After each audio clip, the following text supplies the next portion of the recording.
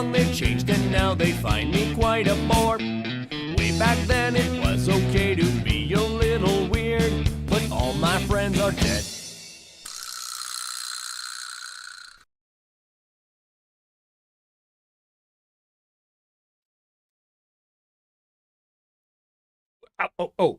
Hey everybody! Welcome to the 10MinuteDAILYstream.net, your place for daily streams that are 10minutes.net.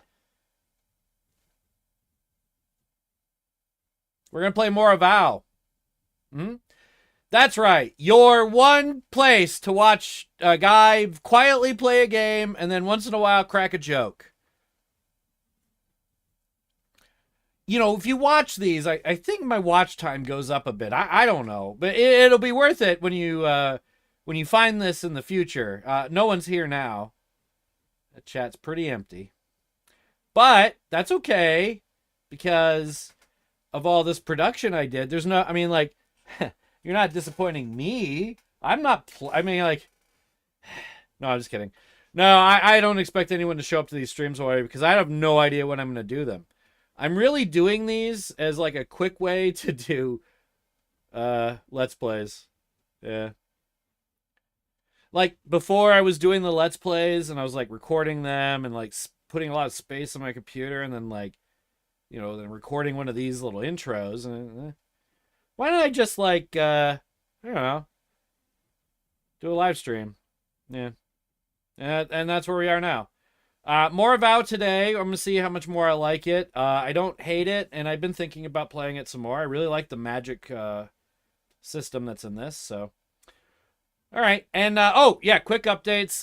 If you're watching this live, you aren't.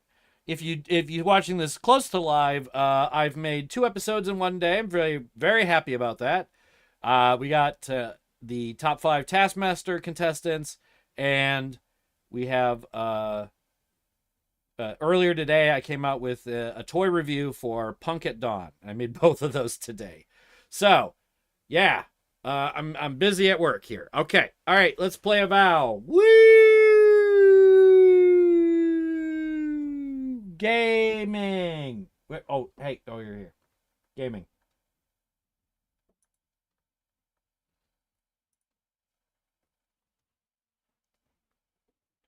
Okay.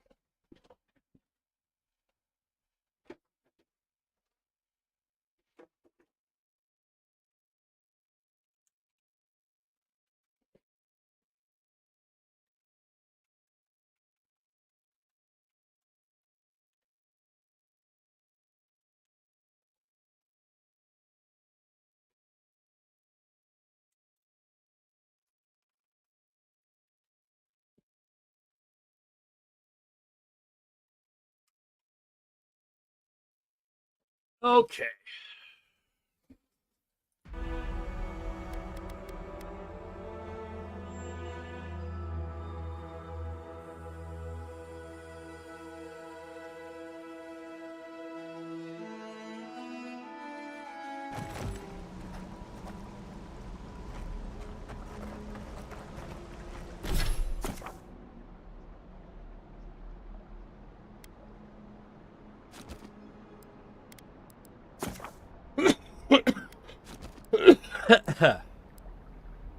I want this.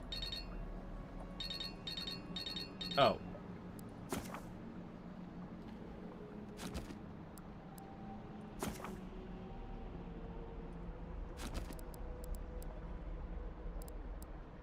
This would give me, let's see.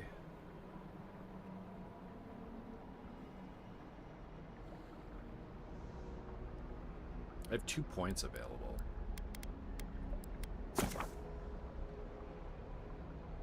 Okay. Oh, that's fun. Get any points there, buddy? Cool. Well, okay, so...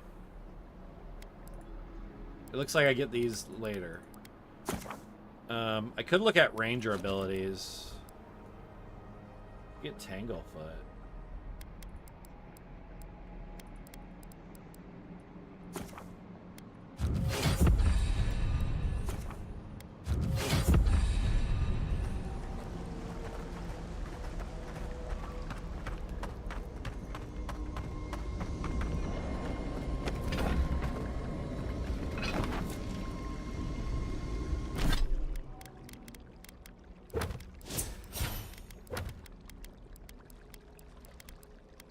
god. So many notifications. Driving me nuts.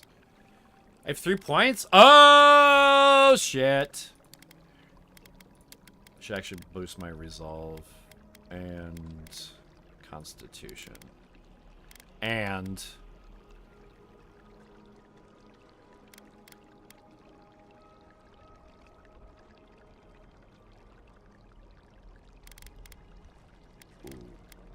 okay.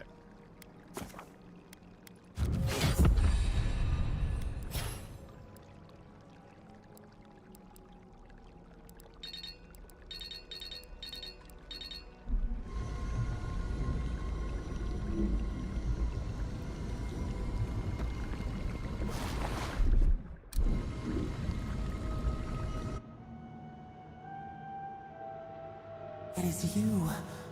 Come closer. We feared you were but a dream. We wake from seasons of slumber. We have been waiting.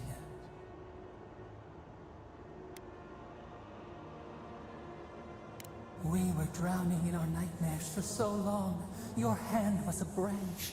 Escape. We reached for you. And okay. you are familiar to us. Our memories are fractured, but you too are alone in your strangeness.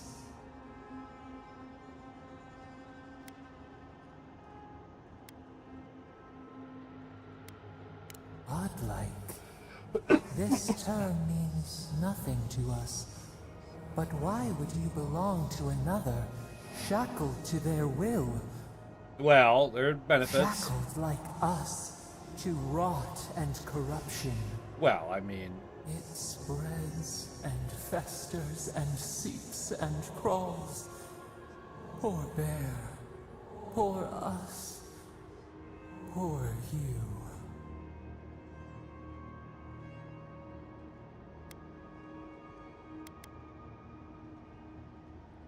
Yes, the air sings with its spores.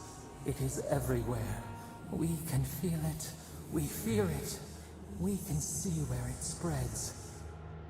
It is an infection. A foreign body invades. The host fights back. Ah, I see. We feel the pain of this intrusion. It overwhelms us. If an animal sickens after a fight, as it howls and sings its agony, what do you do?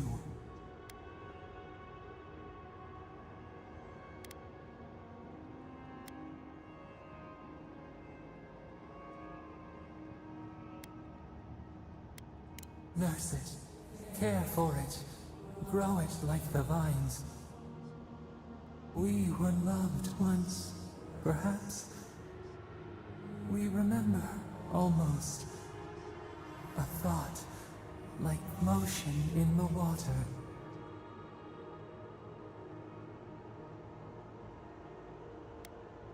The rot festers. We could suck the poison out, let green things grow in its place. God damn it. And we could give you the gift of our healing touch. But a favor for a favor. Would you help us in return when we ask it? A favor for a favor, then. This place shall heal, and you shall know our power. We tire. New again this world, new again words. We will find you soon.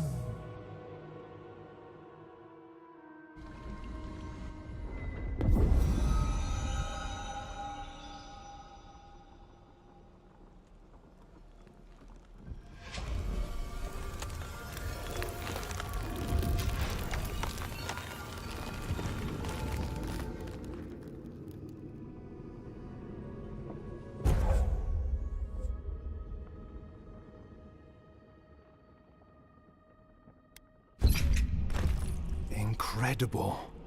Envoy, I don't know what you did. Jesus. But that was miraculous. Alright. You alright?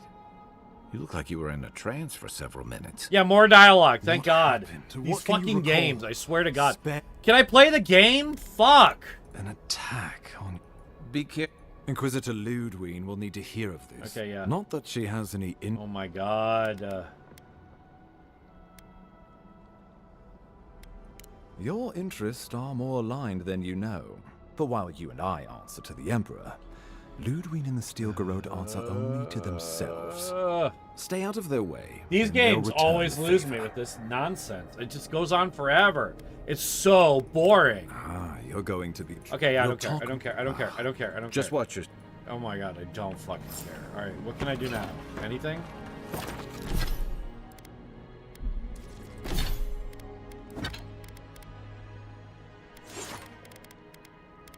I think it's just gonna be common bow.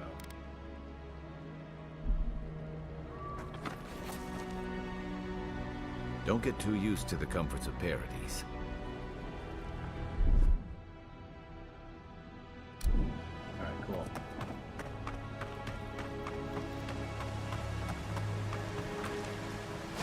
Whatever the Inquisitor's like, she can't be worse than that there. Can she?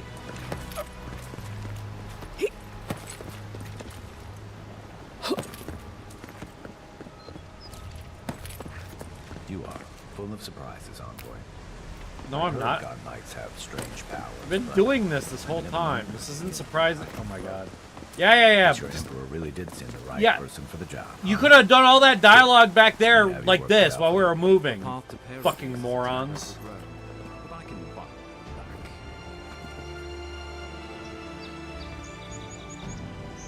Scary.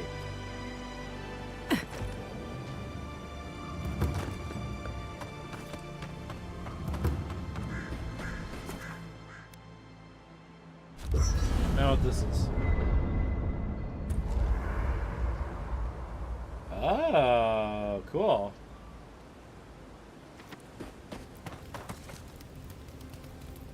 You know, for most people, getting sent to the Living Lands is a punishment.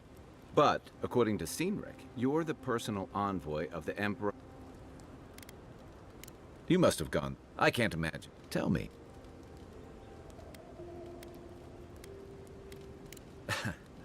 What I really want to know...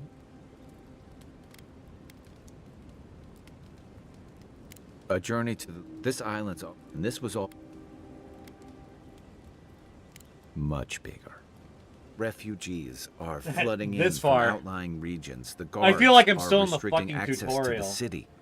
And Oh my God. Blah, blah, fucking blah. I like the... Hey, Project. I like the mechanics of this game. I hate how they do dialogue. It's boring. I hate video game dialogue already. Like, it's already stressing. It's already, like, pushing my patience as it is. I don't feel like anything I say makes a difference to what the NPCs are going to respond to. And all of these are, like, weirdly new... Oh, whatever. not much. I've heard it. No one seems to know exactly. I don't think the voice actors are bad or anything, but boy, they could be speeding these, like... These dialogue sessions are just, like, miserable. Unfortunate. I'm not a narrative that's guy. Why the Not a narrative guy. If the narrative isn't interesting, I get really fucking... Really, really, really tapped out. Because Exactly. I'm a mechanics person. Paradise has been quiet lately, but we're talking about enough people Yeah, who tend. yeah, But what about?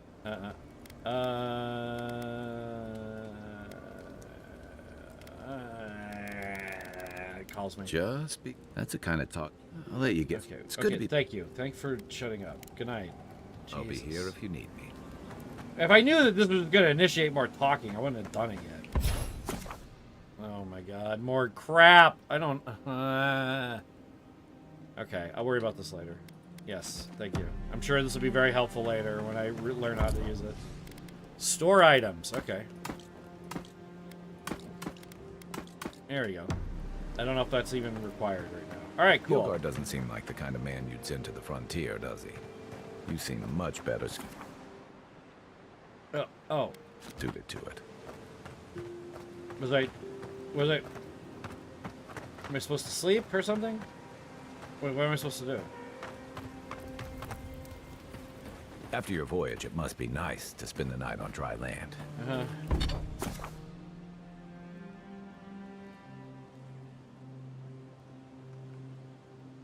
Okay. Oh my goodness. Okay. Okay. So if I want to upgrade this, I need 12 soft. I need softwood branches. Okay. Can I upgrade this? No. Can upgrade that? That's cool. I'll do that. Why not? All right, neat. Cool.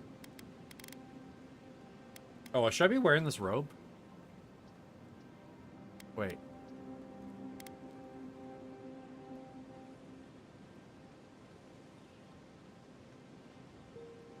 No. Nice work. That'll help against whatever we face out there. Yeah, that's very specific. Yeah. Thank you. I don't think you were paying attention while I was crafting it all. The ship to be soothing. You were just wanted to say whatever you wanted to say. Why'd you say anyway? Ah! All right, let's go. I have no idea what I'm doing.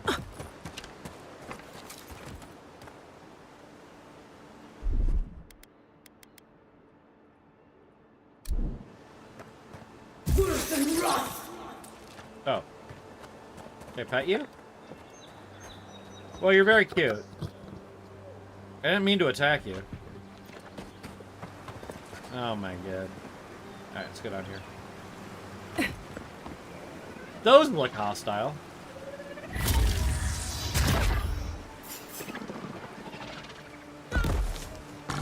That's right, I will just say a fight. Whatever.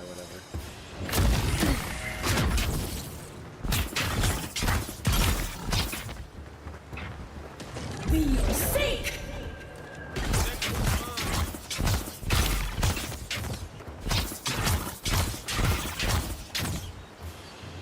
Okay. That's one for us.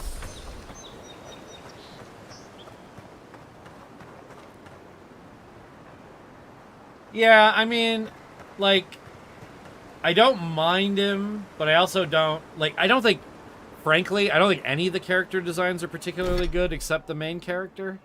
And honestly, the only reason they're interesting is you have to add this godlike stuff to your face, and otherwise you're not interesting. But what I do think is interesting, visually, is the hands. I think the hands look great. Part of the reason I haven't gone to, like, third-person mode, which is generally how I like to play games, like a Fortnite player, so, like, third-person just makes sense to me for a lot of reasons. But I think these hands are really expressive. And I don't generally like playing fantasy games like this in first person, so I'm, like, going out of my comfort zone a little. Oh, it's barred. Think I can get in here somehow?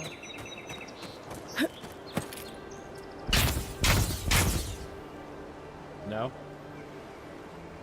Where's my mark? This door. Whatever. Can I climb up there?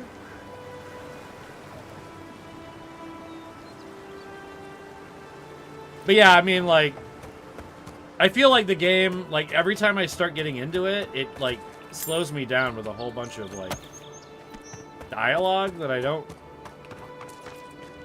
really care that much about. And I get that there's a story that I'm supposed to be learning about, but boy, there's more dynamic ways of expressing your story. Even if it was just a bunch of walk and talks like Red Dead, that'd be better.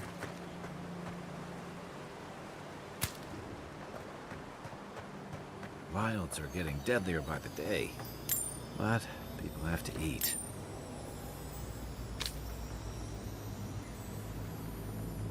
What the fuck does that... What is that supposed to mean?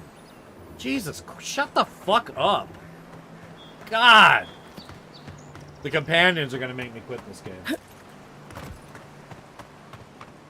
Did you hear that drivel? Jesus Christ. You. Spiders nearby. No way. We'll give you the first fucking clue.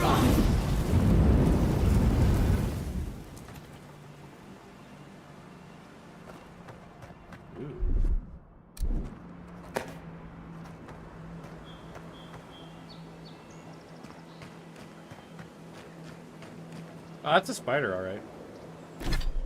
Is this better?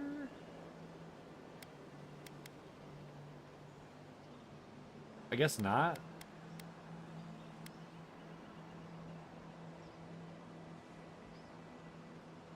I guess it's exactly the same. Okay, fine. I was just kidding.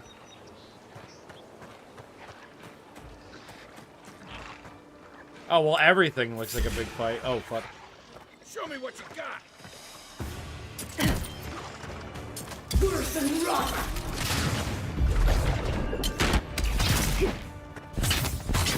I just like this jump back.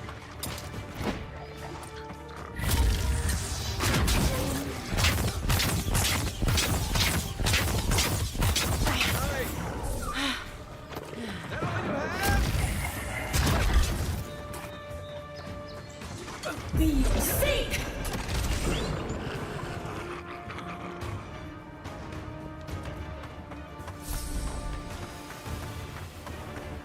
Just deciding to go do your own thing, huh? Great hirelings you got here. I love when hirelings just go decide to do whatever the fuck they want. I'm always like, you know, hireling, you're smarter than me. You go do it. Spider-ass spider. I mean, as fantasy spiders go, these are pretty cool. Compliment sandwich. I also like the slide a lot. It feels really good. A lot of what I like about this game has nothing to do with the story or the characters. Everything out here's been getting more Oh aggressive. my god, you're such a chatty Kathy. Wilds out however they can. Yeah, blah blah. Checkpoint. What's this? Grunin left these beacons all over the island. Oh Good for god, I'm finding so the glad we have backstory for all this shit. Crime me.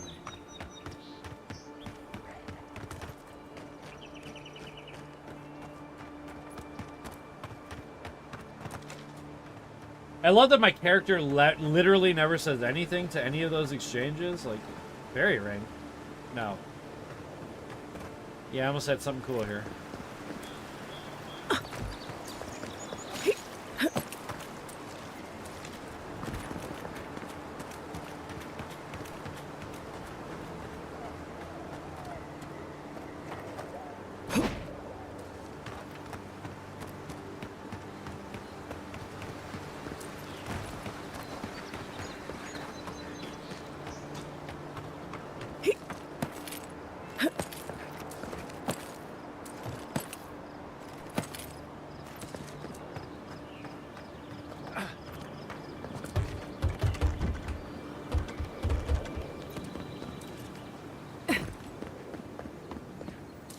Oh god. Hope you don't mind spiders.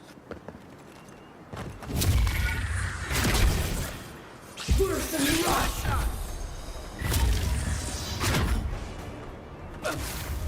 Wait, where is that?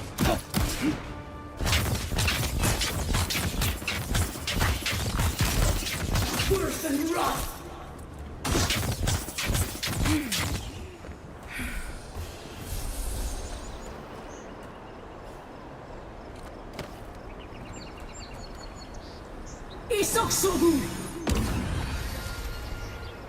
Pretty cool looking.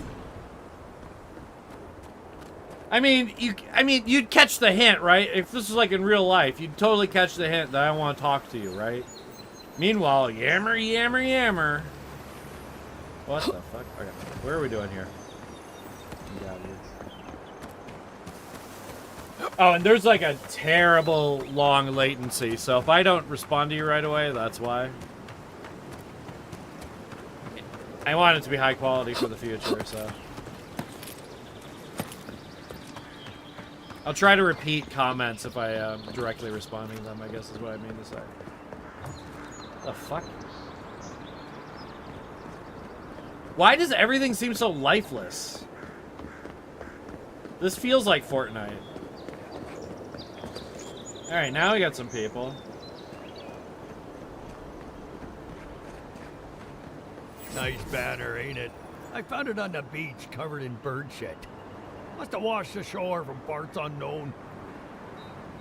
God, everyone's a fucking chatterbox. Welcome to Paradise, Envoy. The ambassador's expecting you. Good work out there, Envoy. Oh my Only God, just- I hate her. The ambassador ordered me to give you free access to the city. Fuck the No idea police. why he's calling the shots all of a sudden, but That sounds ominous. anyway, you can go on ahead. The ambassador's expecting you. Once you're in the city. Oh my God. With talk, at least. Oh my God. Shut up. Fuck me. 3 more lines of dialogue than there always needs to be. Oh no. Good, more cutscenes. I love not playing a game. Oh, it's so immersive. Oh.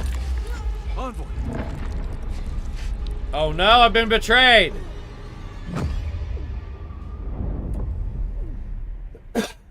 Christ. How will I ever survive this betrayal? Whoa. That's kind of cool.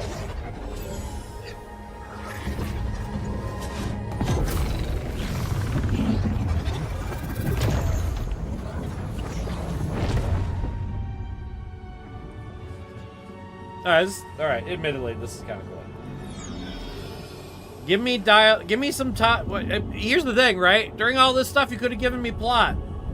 While I'm watching interesting things, instead of just standing there with some dipshit. What up, lady? You big. You should not be here. Thanks. You should be free. Whole, the blood feeding your veins. Why are you here? Shit went tits up. The arrow struck. Then your soul found us. Here in the emptiness, where the gods live and the dead wait. Okay. A cage. A prison. Sure. Cool. We feel the souls of multitudes. A current beneath the skin of this place. I relate. We could dip our hand in once, feel them near us. But now, we are trapped like wasps in amber. But you should be alive. Okay. Worse, you died. Someone cut short your span. Okay. An arrow broke the skin. It carried poison to your veins. A festering blob of corruption spread through the root and sap. Apparently. It stilled your heart. It silenced the song in your mind. Okay. Yes, we would see them hurt too, writhing like a dying adder. Okay. We can give you this chance. Oh, that's We convenient. could send you back. Oh, could you? Interesting. Just this once. I was gonna auto-save back, but... Oh, okay. The minnow can slip the fisher's net, even while the prize remains. Alright. And the fox chews its leg off to escape the hunter's snare. 2 things are different. It is the only way. So I gotta cut my leg off? We will use our waning strength to free you. Then you must find us. Free us from our prison. Okay. Alright. You are ours. We tend to the sprout on the bough. Alright. Breathe deep. All birth is agony. You tell me, sister.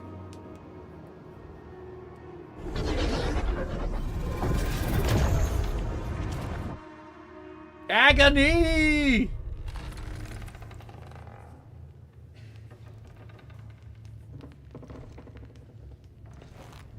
That's good. That's pretty good.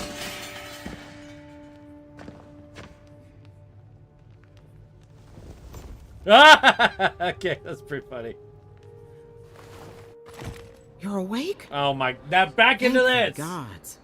For a Oh second my there, I thought I had God! a Back problem into on my this. hands. This sucks. I almost had enough constitution. A voice? No. A vision of the beyond? Your friend here... Probably not. Glad to see. If anyone can work a miracle. It's the Viana, though. That's what everyone in Paradise is at. The streets have been... But... I am Dale Cooper. A night of heavy drinking could awaken your soul.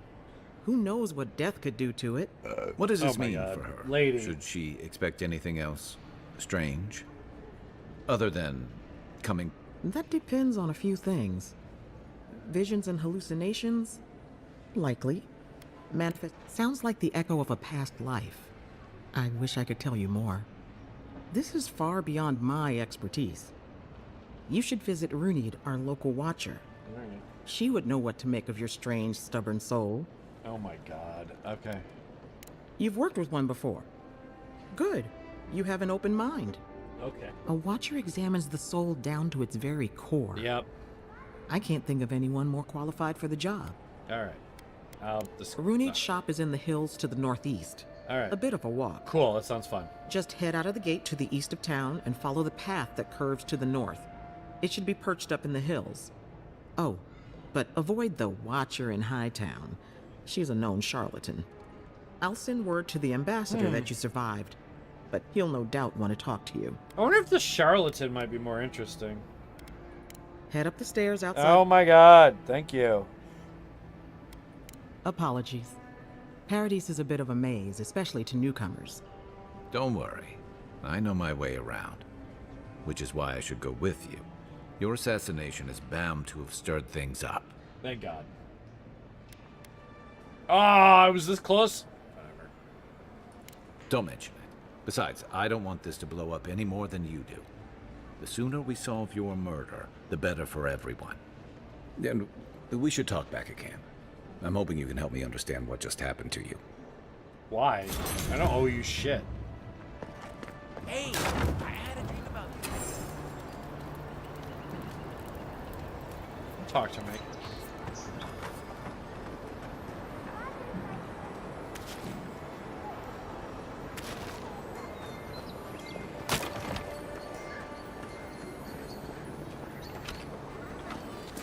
Envoy, could I speak with you for a moment?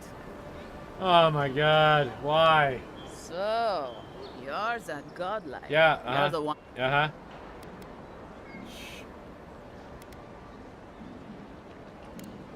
Not with that. I'm sorry. I'm just trying. Is there any chance?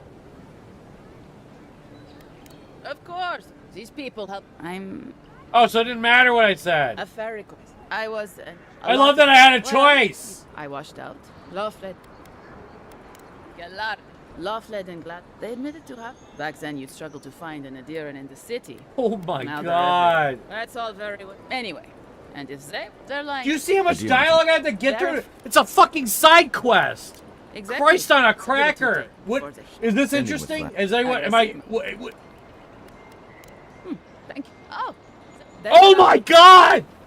Oh my I don't- God! I'm never Thank you. talking to anyone else ever again. Thank you. Oh my God! Fuck you, you piece of shit woman! You fuck! Why? Why so much talking? God! Like in Valhalla, I expect talking. This is a game with shooting and killing. So much fucking dialogue. Oh my God! I have to go talk more. You died. Envoy, is it really you? Oh my God! I don't want to talk to this guy.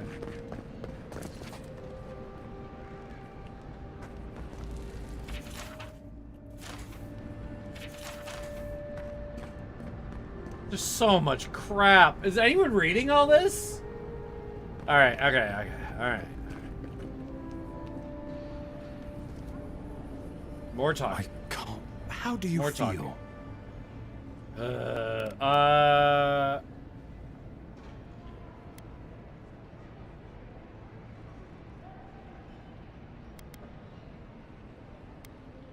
Not even death can slow you down.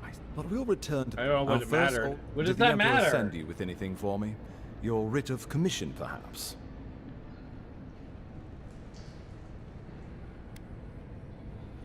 Very good. I'm eager to see what our Emperor. Now, thank goodness. At least someone understands the gravity of it. And I can't. You've seen how. No sooner had you arrived than you found yourself at the center, well, not to mention your abrupt and untimely. This embassy, you've seen.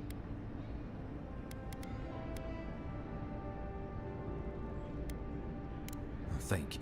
Inquisitor Lu, she's more concerned about my these God, local all rebels. day. They were they've Goes on for so long. something about A lot of disputes. It's so arise because people uninteresting. here I'm have- sorry. I won't I lie get to that you, they're trying to do an Envoy. immersive Defender, RPG Inquisitor here, Lu is but none of paradising these rebels. choices feel even You sound remotely I, interesting or Ludwig, like let's make sure worthwhile. I have to go Not through many all get this. it. Oh my I know fucking someone who God. would. He's staying at the rough part of town, even by the standard. I can tell you're. Oh my God! Who doesn't want to talk to me? I suggest before. Literally, there's two War, people and they managed to get a survive third the person in conflict. this. I'm Oh sure. my God! Remember, you'll have tales. We'll talk. How about we? Oh my God! Oh my God! Thank God! I got it. I leveled up. How annoying!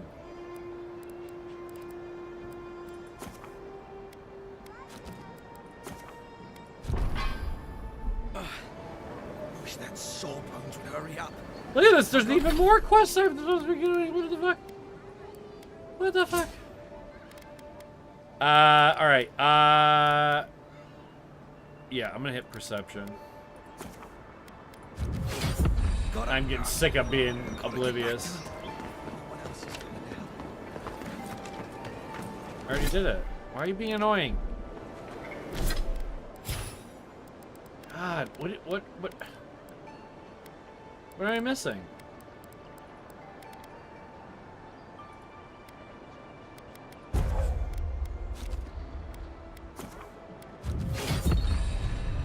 Okay, whatever. Oh man. Oh man. I hate notifications I can't just get rid of immediately. I'm just gonna ignore journal from now on. Envoy, got a situation over here. No, you don't!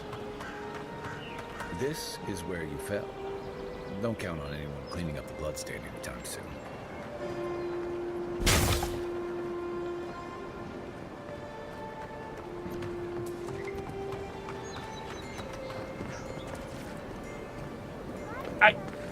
I mean, there are games where the choices in that, I mean, like, these choices need to matter for me to, like, sit, but I can't stand dialogues. Oh, that's kind of cool. I wonder if you can go up there. I can't stand dialogue trees where the characters are literally standing just like this, and it's like, camera 1, camera 2, camera 1. It's so fucking infuriating. I hate it. Like, video games need to use cinematic language, and if they don't, for those types of things, then it just becomes incredibly boring. And look, this is the fun I'm having. The downside of Adir's. The fun I'm having is running around this Paradise weird doesn't town, work for everyone. jumping around, parkouring, with my book out and my wand. Supplies you need for prices you can afford.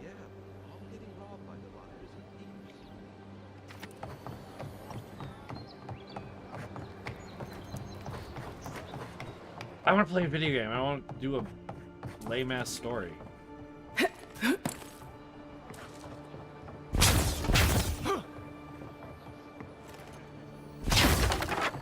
See, that's kind of fun. I like that.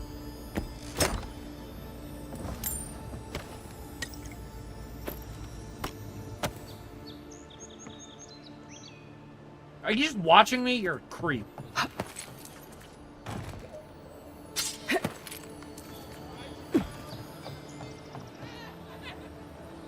Fucking hate cops. Even here, you can't beat the view. I mean, like, there's some pretty interesting landmarks, but it's no Fallout where you can, well, maybe it is. I don't know what they're calling landmarks, but there's some pretty interesting things on the horizon. I don't know. Right now I'm seeing the tops of these buildings, and I'm seeing this sunken ship over here and this ruin. Yours isn't the only ship that's gotten into trouble around here. Thank you. Alright, let's go to B.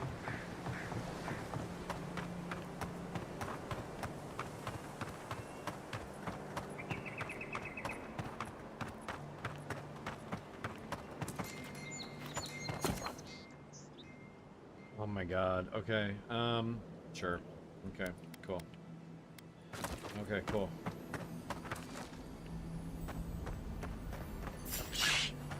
The weapon's not doing the job. Be safe! Worse than rough! One for you!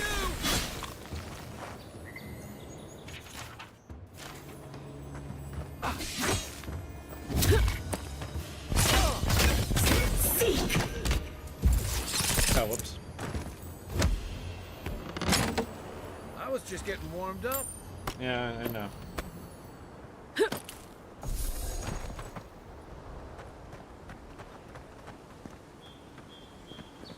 You're always just getting warmed up. Highwaymen! Do you not see me?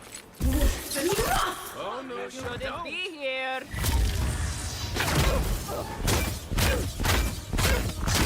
Hey! Over here! Worse than rough!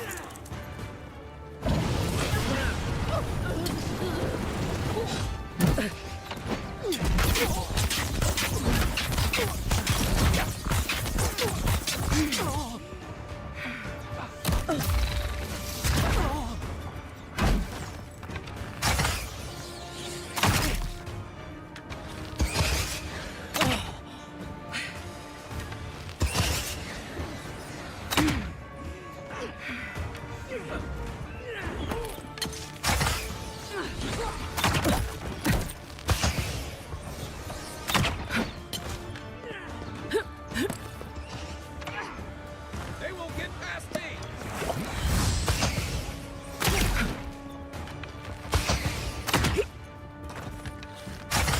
Quiet as the depths. Why? Good one!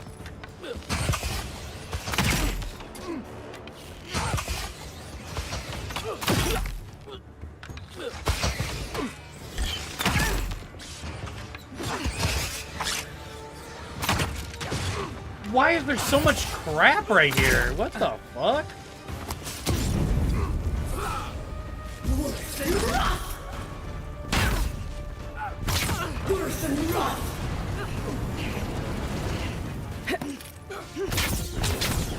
Seek!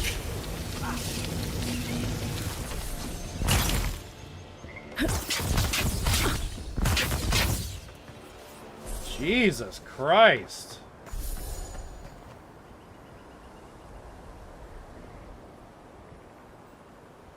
Alright. I mean, like... Wait, how do I get to B? What the fuck? Oh my god, this is so irritating. Do I go down here?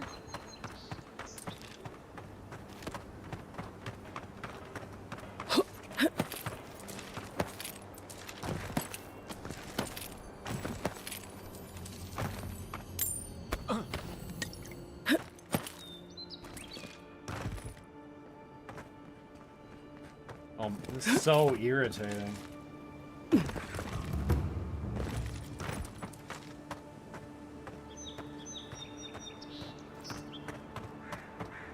Maybe I'll head towards the Watcher, and then maybe I'll get the option to check out the other thing after. I don't know.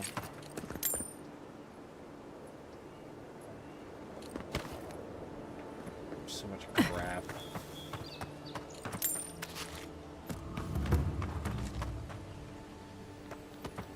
Yeah, I mean, I don't know.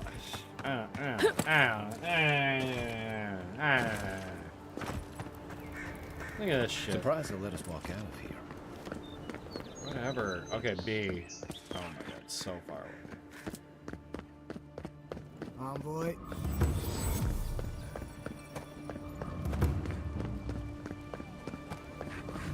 You there? I don't know. Are you just going to stand there? Yeah. That's Yep. awful. Yep.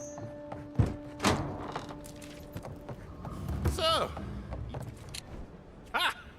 the mighty Marius deep in his cups, ready to take on the deadliest prey, providing they're asleep at the time. Right. Take another sip of my cool. Well, Root that enough to finish voice a drink does some not of my match food. that body. No wonder you...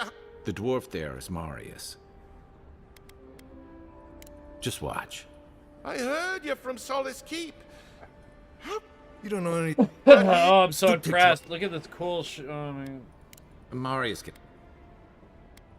I think there's a... I knew you were blasted, so I paid the bartender a few gold to drop a tiny bit of widow's kiss into... Cramps should be... You know your stuff. Envoy? Oh. Oh, that is quick. You wait, Well. Maria. Well. Oh my god, this song. No. I just want to play the game. I hate this. I hate this so much. Bloodstains. We'll figure that. Wow. Okay. Now, okay. New companion. Thank gosh. Okay, cool. Here we go. Here we go.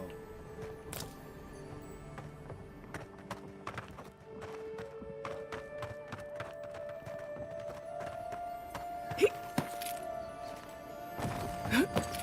saved my life. He would have... Nothing to see here, and oh my god.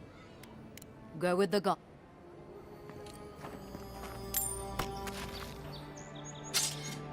Thanks. This may not be the prettiest part of town, but oh my god.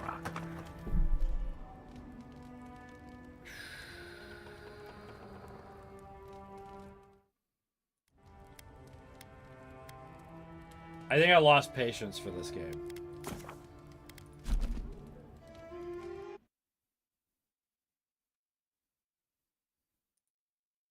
I don't mean to lose patience for that game. All of that dialogue. All that dialogue. Crap.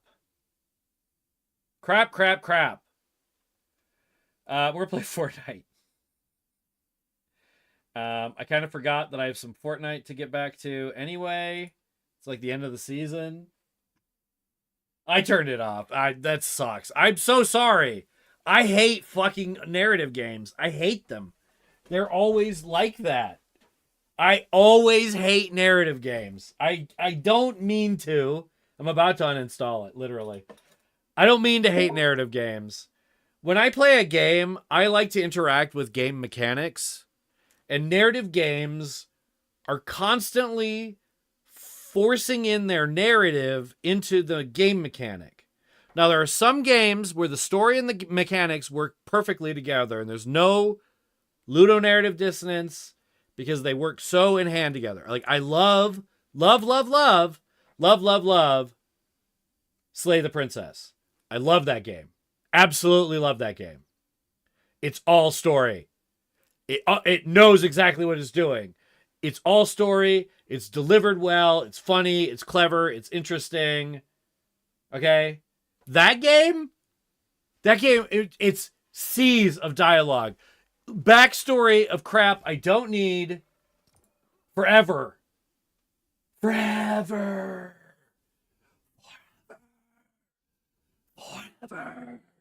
No, I'd rather play Fortnite. At least I could dance. No, Avow. 2 thumbs down. Can't play it. Terrible game. I will probably not. I won't start a stream with that again. I won't do it. Nope.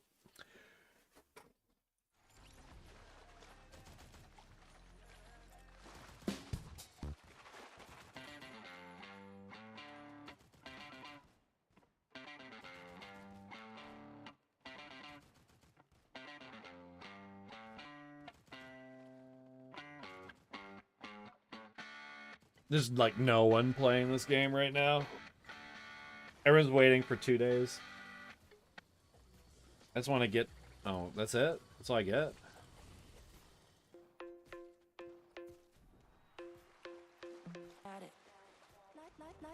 Life is a beautiful madness. Ooh, this much. So that's what do to me at the principles, no student. Look, honestly, if that stuff is your thing, that's no shade on you. I don't. It's just a taste thing, and it's not. But it's like, boy, oh, I still have to kill a demon. Criminy. Where is a demon? That's a demon. Good on you if you like that type of stuff. Oh no, I don't need to get a refund. It's on Xbox. I have Game Pass. I'm waving my hand.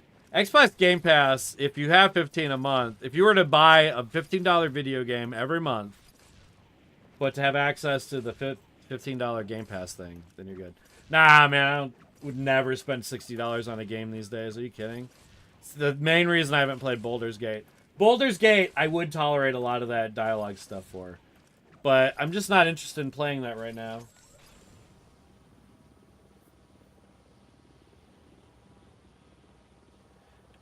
And if I want to play an immersive simulator game, I own a bunch of games I'd rather play, like Shadow of Doubt, which is like a procedurally generated one. That's like a detective one, and then there's like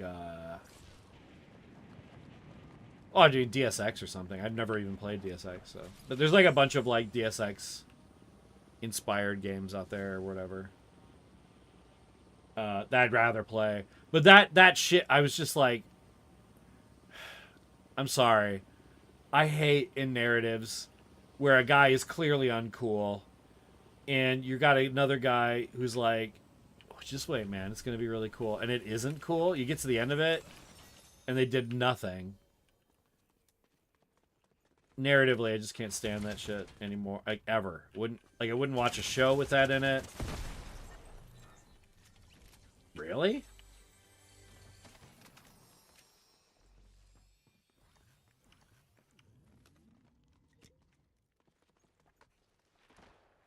But yeah, Game Pass is pretty good right now. If that game was interesting to you and you don't have Game Pass, it might be a reason to get Game Pass. Like I said, I thought the game mechanics of it was kind of cool. But then, of course, I just sat there and didn't enjoy doing the combat. So that was already gonna... Oh. See, it's all bots right now. It's very annoying. Good for grinding, but it's not, like, super fun. It's like something you wouldn't, like, start a stream about. You know what I mean? Like, you wouldn't announce, hey, I'm grinding my dumbass Fortnite Battle Pass out so I don't feel like a complete waste of my money and time. All right, you're being way too bitter. I'm not being bitter. I'm just joking. 2 episodes done today. I feel really good about the 2 episodes done. There'll be another episode done probably tomorrow for Friday. And I'll probably start making episodes for next week and the weekend. Let me see. What kind of fun previews can I give out since I stopped playing Avowed almost immediately from very justifiable complaints?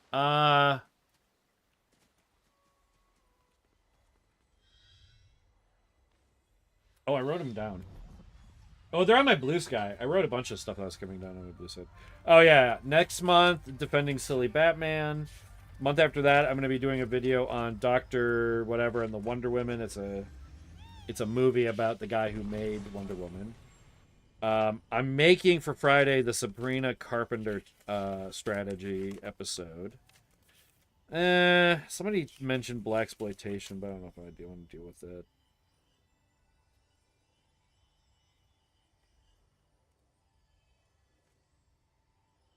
Oh yeah, the Ghost episode. The Ghost Story episode is one I've been bumping around in my head for a while. I think there's like a very...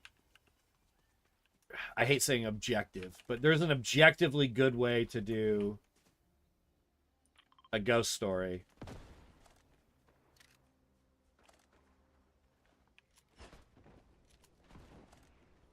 Where'd that bullet come from? I missed anyway. Alright, whatever. Fuck it.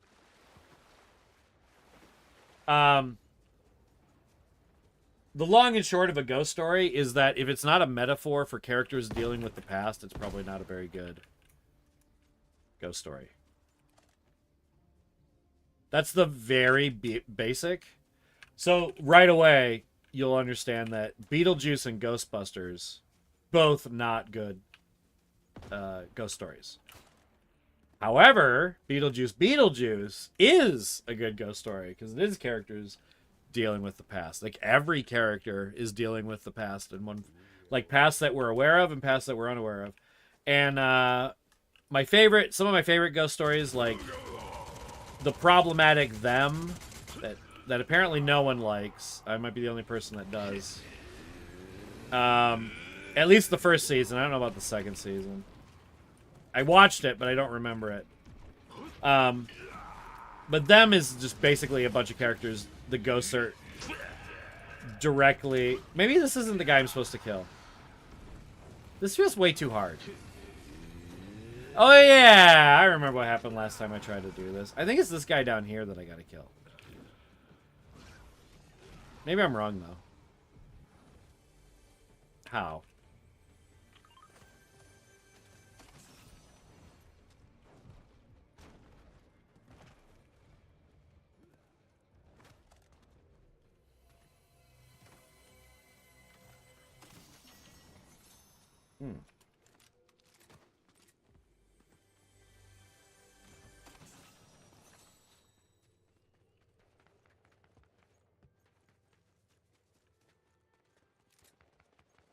I feel really bad that I'm not playing the game that I've advertised now. So bad. Though, I mean, lying is a big part of my show, so it makes sense that I would lie about that too, right?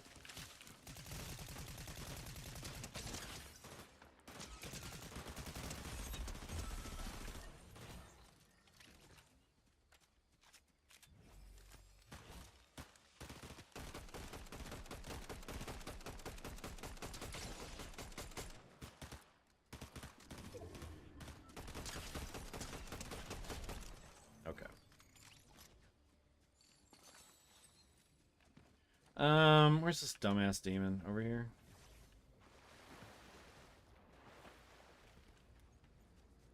Alright, it tells me there's 5 people in the chat. Come on, you guys can say more than nothing.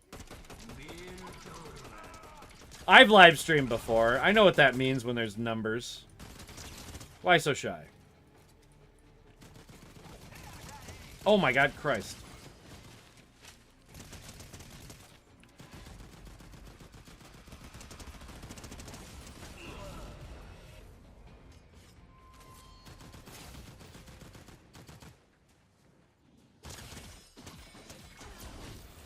Did I kill a demon? Nope.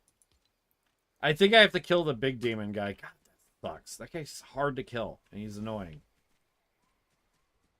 Maybe I should just bail on that shit.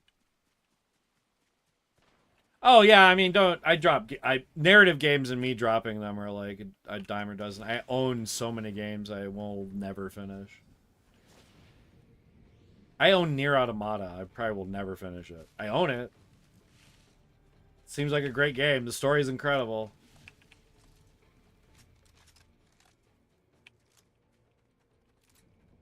What's another one? Soma. Soma's another one where I really like the story, but I have no interest in playing it because... well, I did play it, actually, and I got lost, and then I got frustrated and bored. It's a cool story, though.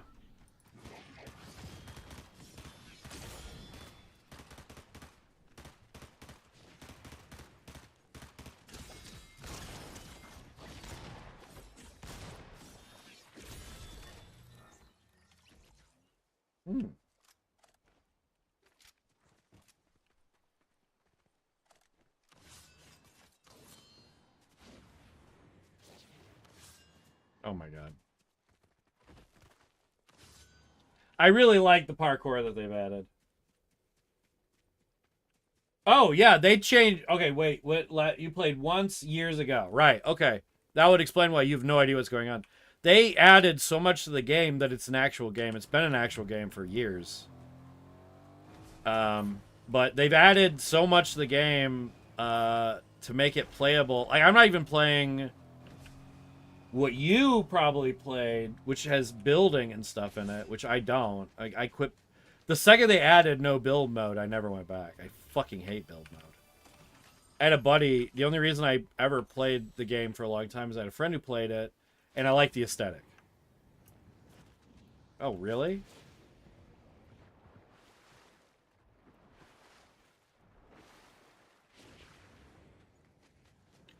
And I mean, generally just like competitive games more. I was playing, I think before and during the first few years of me playing the game, I was also playing like League of Legends and stuff.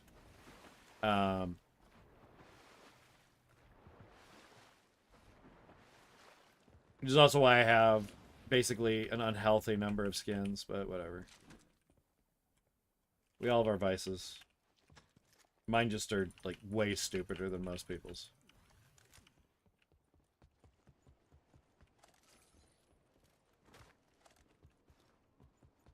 But most, okay, so that's how it started. I started playing, oh, right, there's a demon in this building. That's why I should probably go try to kill.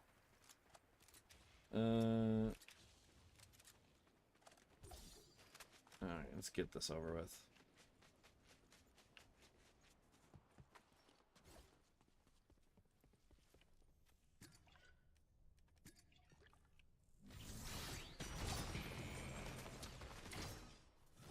Wait, where's the demon? I thought you were supposed to be a demon. Why aren't you a demon?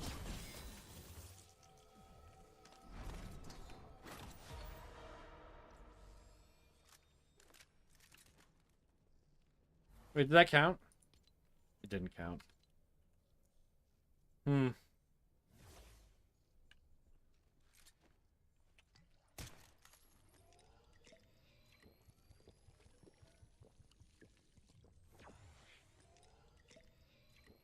Dead by Daylight is somewhat more insidious, I think, even than Fortnite. Because you could argue my Michael Myers skin is just cosmetic, whereas if I don't buy Michael Myers in the other game, right, then I lose the ability to get, like, an entire power set. So...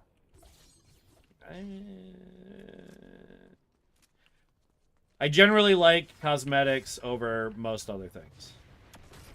I don't like when game mechanics are always hidden behind a paywall, unless the paywall is, like, infrequent. So, like, I don't mind, like, expansions and stuff. That said, I don't judge people for playing that game. That game makes sense to me. I just don't like it.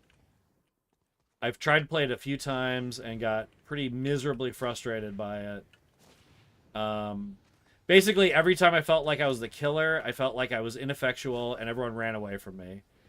And then every time I felt like I was a survivor, I felt like the killer killed me in 2 seconds and I was just sitting out for the rest of the game. Like, literally every game felt like one of those two scenarios every time. And that sucks. I don't think that's necessarily true about the game, but that is my experience of the game.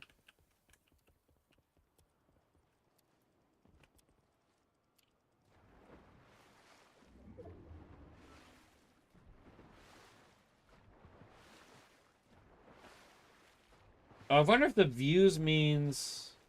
See, I can't tell if the views means current viewers, or if I only have one... So it might just be one person, but I've had 6 people pop in. Which would be weird. I've never really used YouTube for streaming. I've always used Twitch. So everything's kind of new to me that way.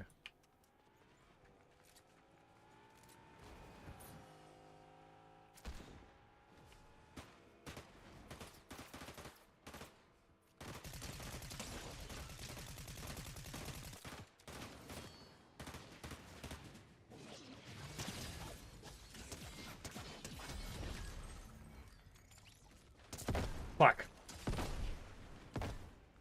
I wanted that health pack. God damn it.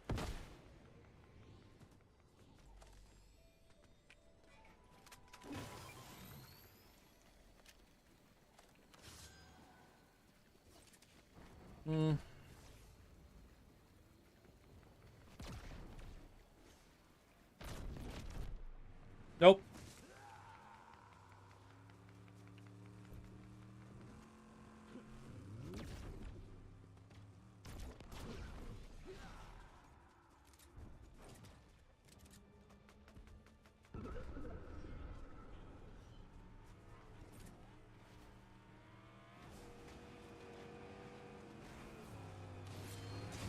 Shit.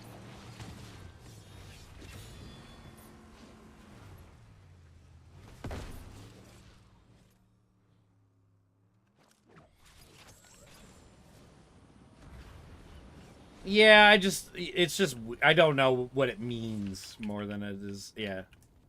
It might be, though. You're right. Fuck.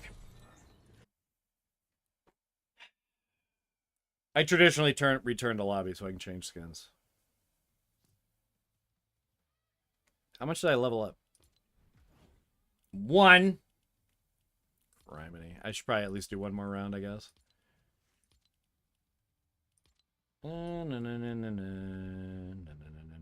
Yes, I have 3 Harley Quinn skins. How many do you have?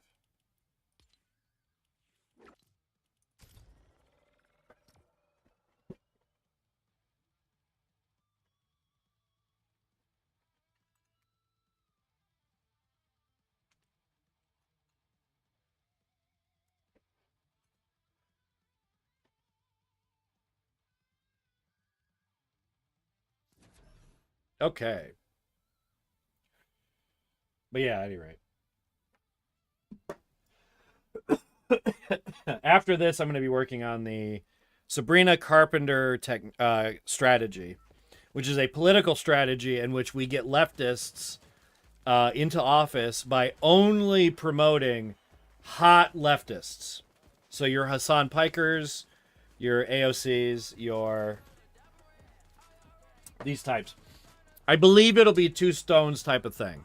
First off, I believe Congress people who are hot will by and large do less phone call recruiting for money than like an Uggo, right?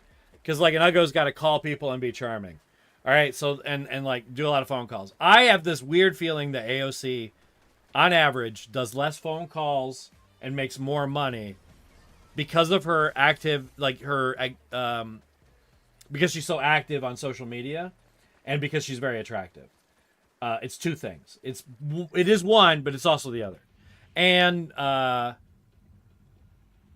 we need to capitalize on that for that reason. But more importantly, I cannot imagine a world where somebody using some pretty understandable, basic, progressive leftist ideas, even stuff that would just move us towards at least a more equitable capitalism. Not that that fucking exists, but something that would regulate it enough in a way where we're encroaching and we're getting closer to a more like understandable socialism, right? Somebody on that level would destroy Donald Trump if they were pretty. If Sabrina Carpenter, a 35-year-old Sabrina Carpenter, was running against Donald Trump, and she was basically just saying universal health care and supporting poor people or whatever. Even brought this very broad and just showed up, fucking doesn't need policies or anything. And the assistant or the assistant, the vice president, someone even hotter. Maybe even a dude, but I doubt it. I 2 women would be my ideal for this. Anyway, this strategy is going to work as soon as they start implementing it, but they just won't. I mean, they're gonna keep doing Democrat shit forever because the Democrats are fucking scumbag moron capitalists. But you know, it's a good idea. That video is already recorded. I just have to do all the stuff to it. I have like the raw is recorded. I just have to like. As you heard, it's a fully formed idea. It's done. So, and your stunned silence in the chat tells me, of course, that I'm correct. I know, I'm right. Thank you. You acknowledging my correctness is always appreciated and will be remembered when the revolution is finalized. What do you mean revolution? Nothing?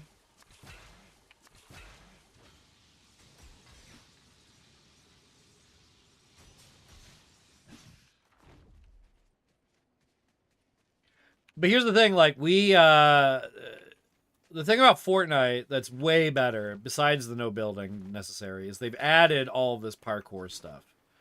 So, I've played it since Chapter 1, Season 4. Which basically, and I've had every battle pass. Yeah, I've had every Did I skip a battle pass? I skipped a monthly, but I've never skipped a battle pass. I think I've ever had every battle pass. Have I finished every battle pass? No. No. There are a lot of seasons where there are just better games to play. But this was the first season where they basically like they went full broke on like Japanese, Chinese aesthetics, and maybe a little bit Korean aesthetics, and I really like it. Mostly Japanese, and I really like it. It's my favorite season. When I used to play this game, they introduced an area called Lucky Landing early on. That was like Japanese scene. No, I know. I'm just teasing. I like to say, make comments about stun side. I also know there's a huge latency. No, like, yeah, silence is compliance.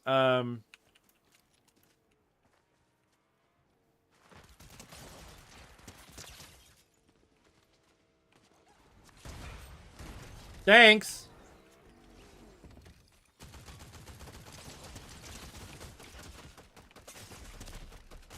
Wrong one. Oh, wrong one.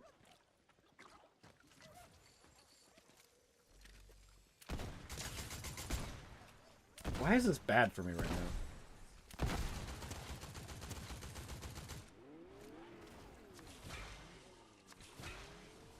Because you're bad at the game. Shut up, you.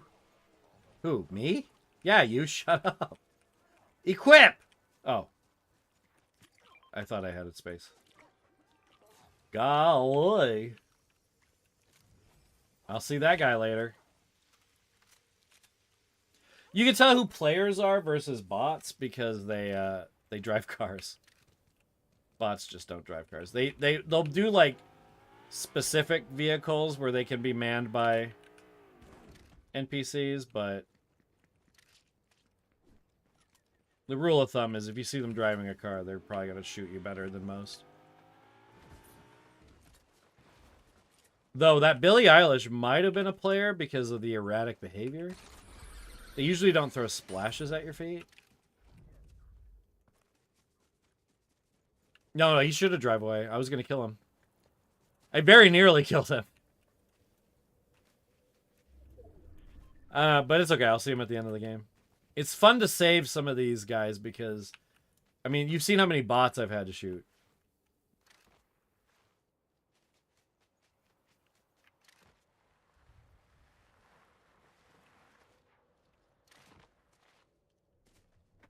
And I would have followed him, but I get more points if I survive. So it's actually just kind of been like I said, this is not a fun game to watch grind. It's basically the equivalent to watching, I don't know, World of Warcraft or something. Unless something kind of exciting happens for 2 seconds or whatever. But really, my optimal strategy is to hunker down someplace and not move. Which is incredible content, let me tell you. Though, I do have one more game. I'm gonna after this one, we'll play one more game before I go. Because it's not that late.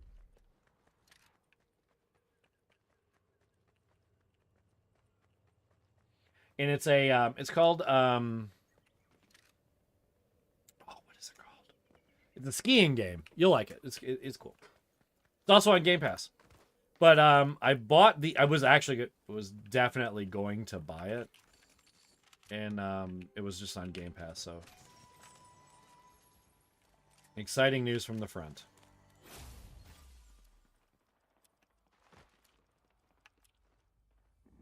Alright, so theoretically, my best strategy right now is to sit here for a second and wait till the storm.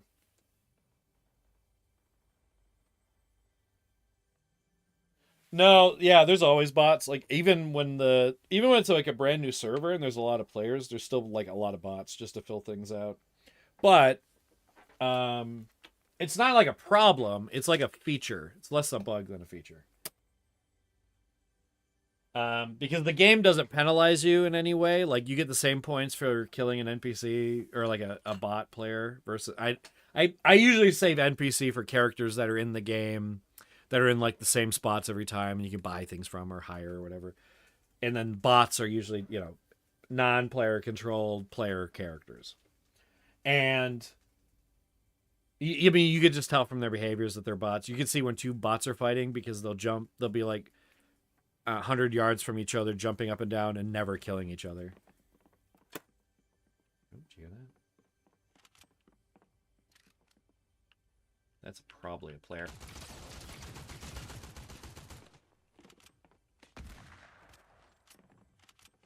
Nope. Maybe not. Maybe so?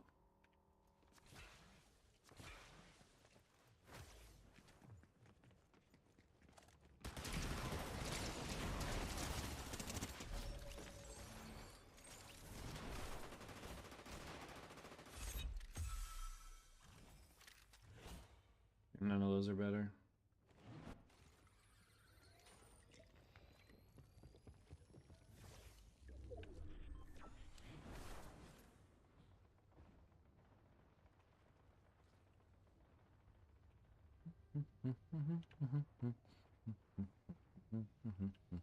It's not so much the time of day, it's this season's over tomorrow.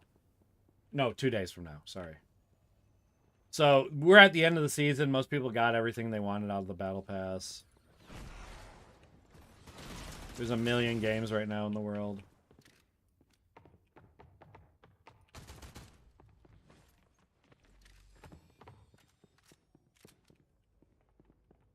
I expect you to... Oh, shit!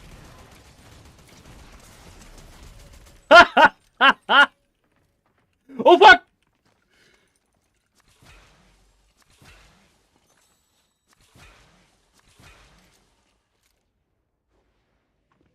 Fuck.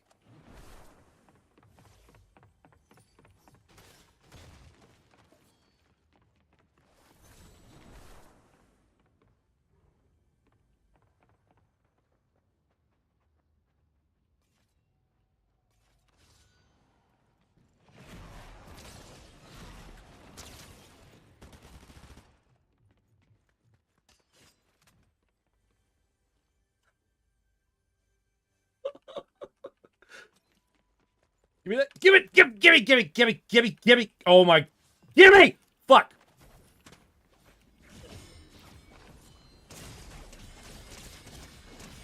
No. No. No. No. You fuck. You rat. Fuck you piece of shit. Fuck you. You rat bastard. Fuck.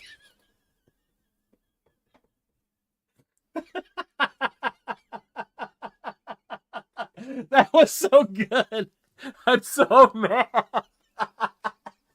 All right, so that's why I like Fortnite. Like stuff like that is really good. That was a lot of like we were like there. That was really cool.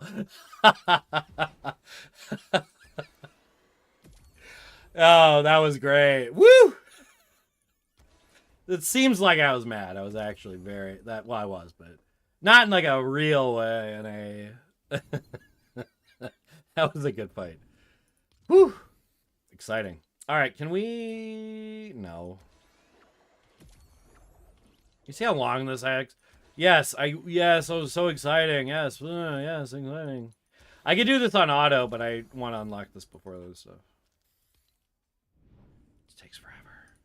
2. Does that mean I get the guitar? What am I? Oh, fuck you. What is this?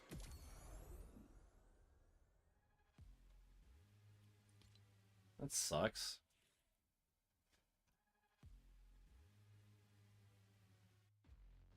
Is this like a real person? That's not a real artist. That sucks. They should be giving me real music every time. It's the music pass. Don't give me bullshit. This one's pretty cool. Oh, never mind. What is this? Is it a pick? Oh, it's a pick. And a guitar. Man, they really want this stuff to work, but man, it always feels really bad. When do I get the new pass for this? Later. I never play Lego. Look at all this Lego shit I never use because I don't play it. Whatever. Okay. Hang on. Let me just okay. Boop. All right. Yeah. Chill out. Don't you hate when you don't... Wait, where is it? I gotta find my controller. That's not the worst. Ah, there it is. I hesitate to call this next game a cozy game. It can be kind of stressful. I've been stressed out doing it, but it's kind of as stressful as you want it to be. Let's see, what is it called? It is called... I'm looking at the wrong screen. That's what it's called.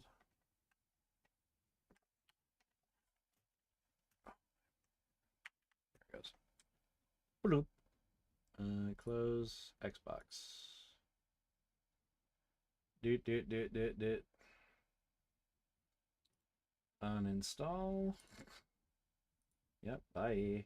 Lonely Mountains, Snow Riders. That's what the game's called. There's another game called Lonely Riders, whatever. And it's a mountain bike game. And I really like it. I play it periodically, but I'm kind of dog shit at it. And then I tried the demo for the skiing game. And it feels way more intuitive than the bike game. And it's not that much fundamentally. It's like not super different. But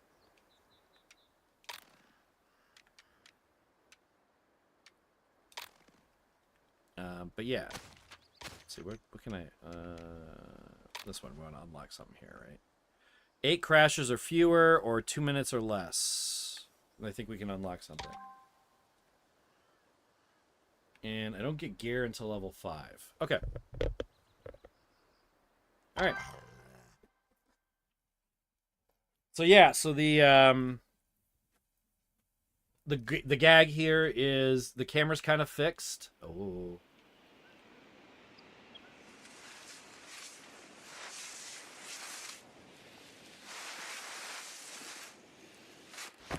Wait.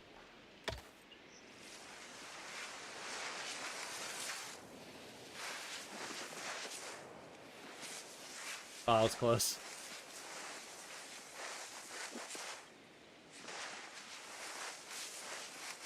It has this elegance this game does. The sound design's all right, that's right.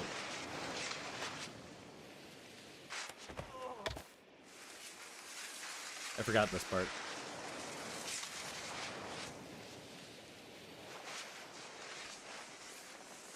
Yeah, the snow is really good.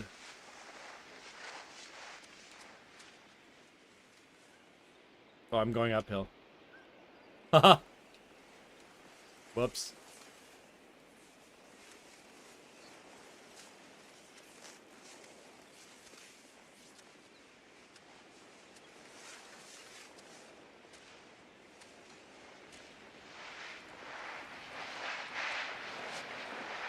Whoops.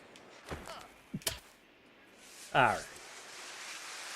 That feels like I was screwing around too much on that one anyway.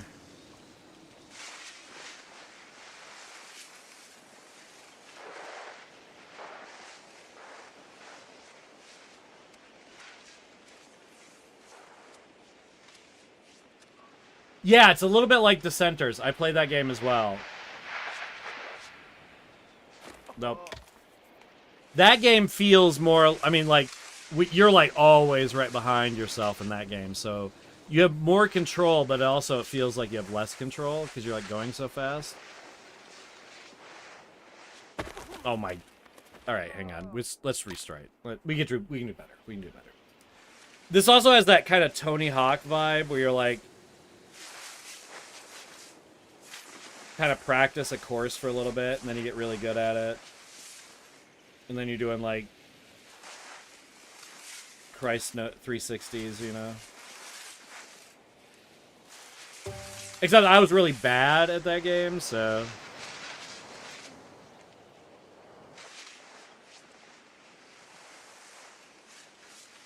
Yeah, I think that's the right thing. You have to cut across there. I think the steep part you have to kind of avoid, but it's like... Oh, or just do that, you moron.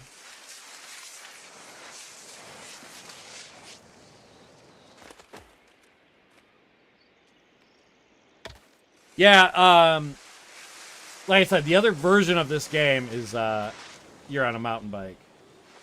And has very similar, like, it's very easy to crash, and the camera is not totally under your control.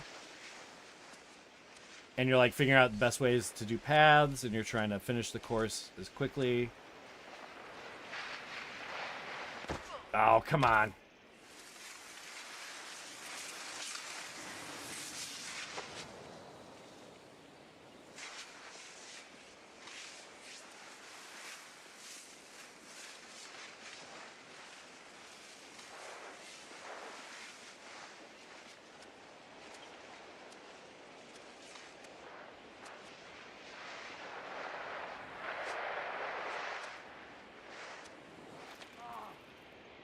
I don't know why I thought that would work.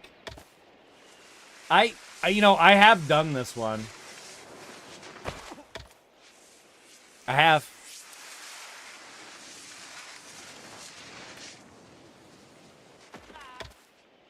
All right, one more time.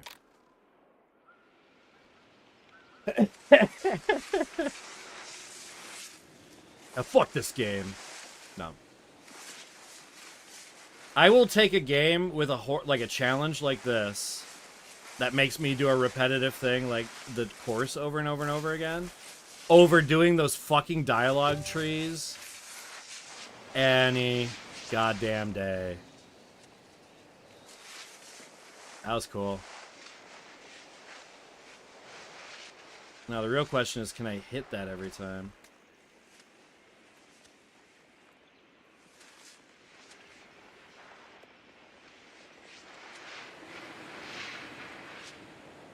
That's what I'm doing. I was overthinking it before. Okay, yeah, I know what I know what I'm doing now. Yep, I'm immediately smashing into a rock. Twice.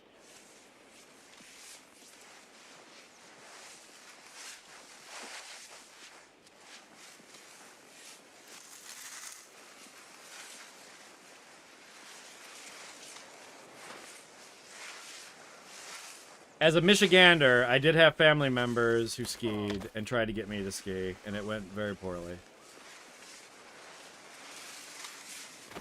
Are you serious? I didn't see that rock.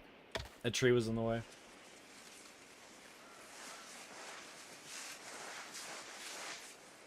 Oh, fuck you! Come on! Maybe like this. I think I was right before. Yeah. Oh, this way. This way. This way. This way. Okay, yeah. This way. Okay, this way. There we go. What I also like about this is you can follow your own trails, which you couldn't do in the bike game. So if you had like a really good path that you're trying to do, in this version, you can actually see it. Oh, come on! No, you... Me? That was daring. No, my gosh.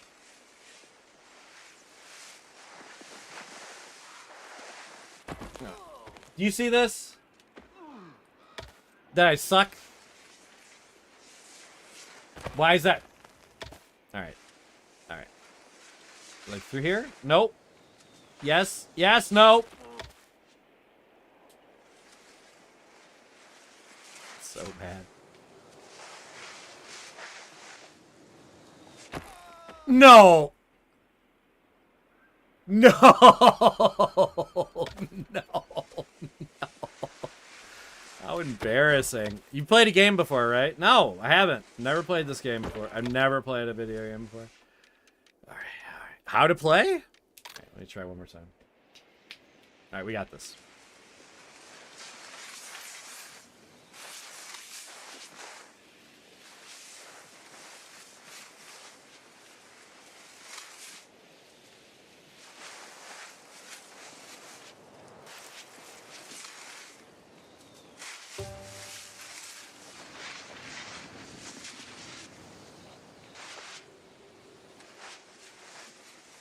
Ooh, ooh, ooh.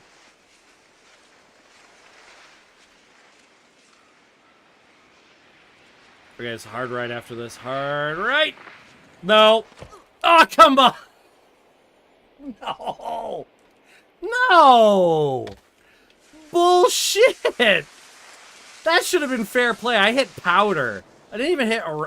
I hit powder. That's crap. That's crap. Why put powder in the game if hitting powder doesn't matter? Nope.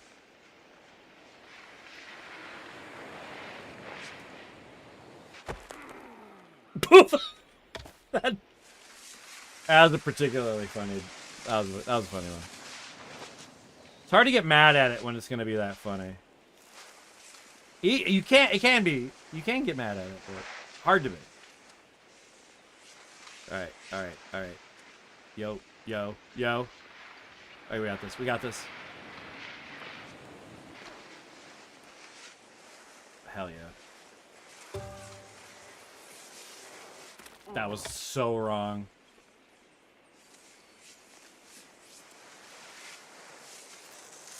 Yep, through here. Alright, and then through here. Yep, and then through here. Yep, yep, and then through here. Yep. Up. Yeah. Yes. Yes. Dog. Hell yeah, dude. No. What in the fuck is that? That's bullshit. That's bullshit. I've done that before. That threshold must be like really friggin' tight, dude. Whoa. Whoa. What is this? I know, I agree. I have a few games that are, like, similar... Oh, you fucking... I used to kind of collect games that were, like, this sort of vibe, where it's, like, really tight control mechanics. Oh my god. Not stellar graphics, though I think this is really beautiful. You seeing this? I'm not going crazy, right? Alright, they just don't want me to cheat it, I guess. Alright, I won't cheat it. Let's do it the right way.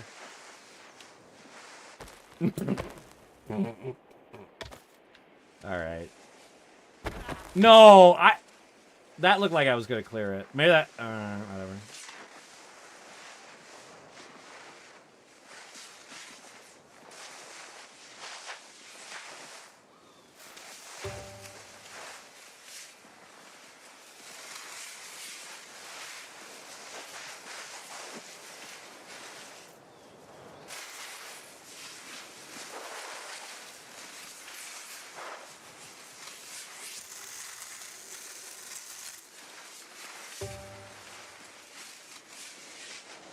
Oh, I cannot remember how much longer this is. Oh, no.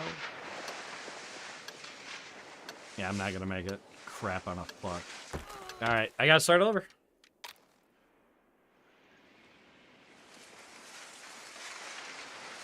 Yeah.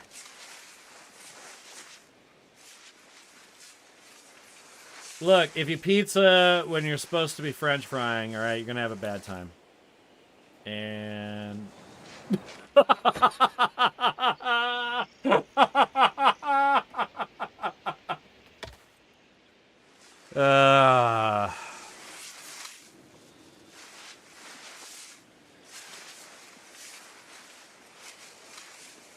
Oh, is that a route down there? Let's try again. I just saw that route. You saw it?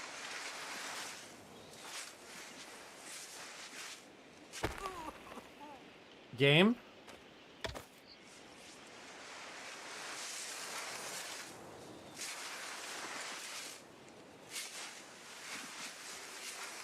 See that? Look. Oh, yeah.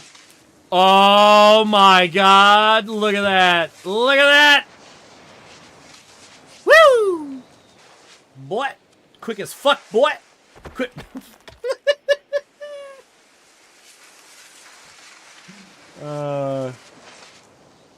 No.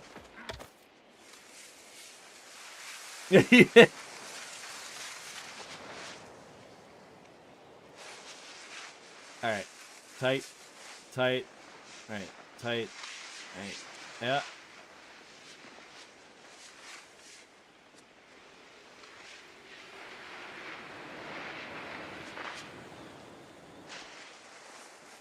All right, that right? That looked good.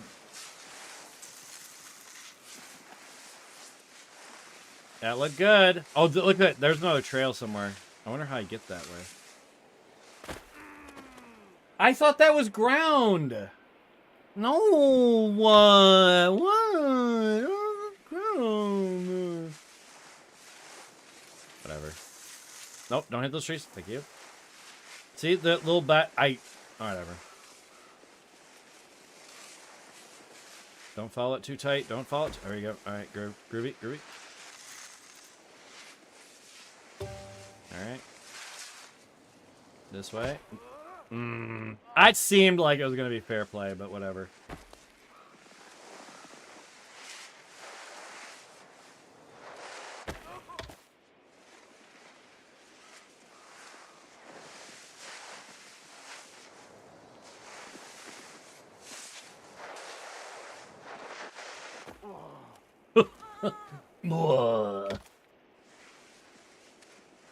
Okay, that's good. There we go.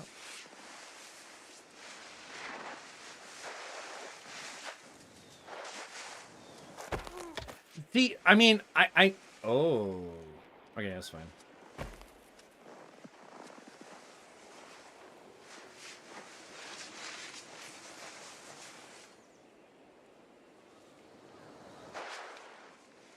Wow.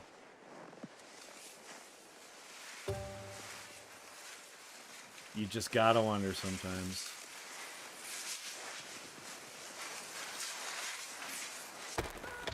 Mother.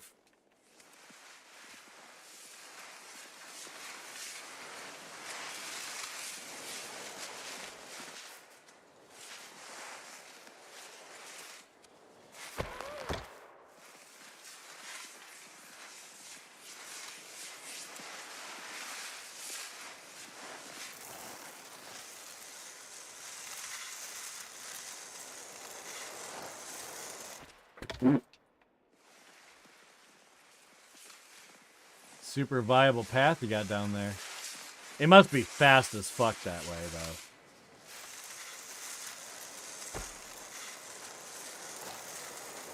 I can't get it to not...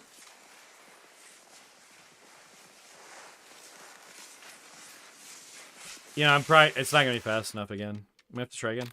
That's... Again, I'm just picking games that are fun. No fun to watch. But it's like these types of game... Oh, okay. Maybe I'll just try another trail. Jesus Christ. I can't even unlock anything though, can I?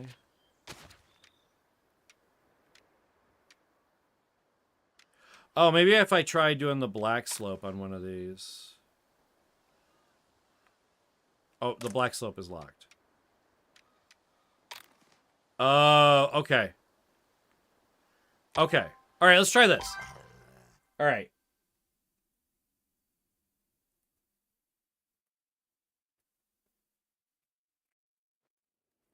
Well, the thing is, to unlock the next one, I have to do it in 142 and less than 10.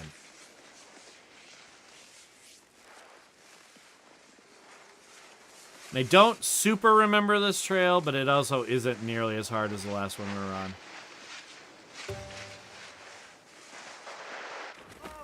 I say as I immediately...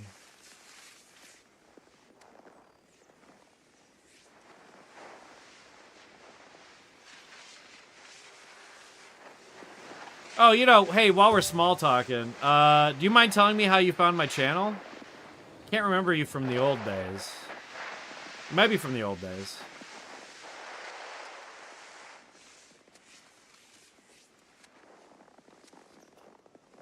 Oh, this is...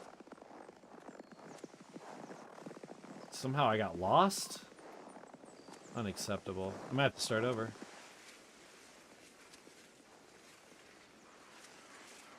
Well, that ain't gonna say new best.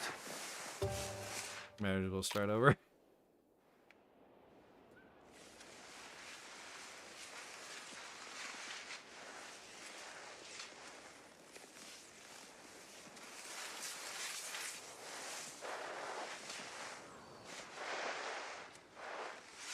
There we go. Oh, that didn't say new best. That's no good.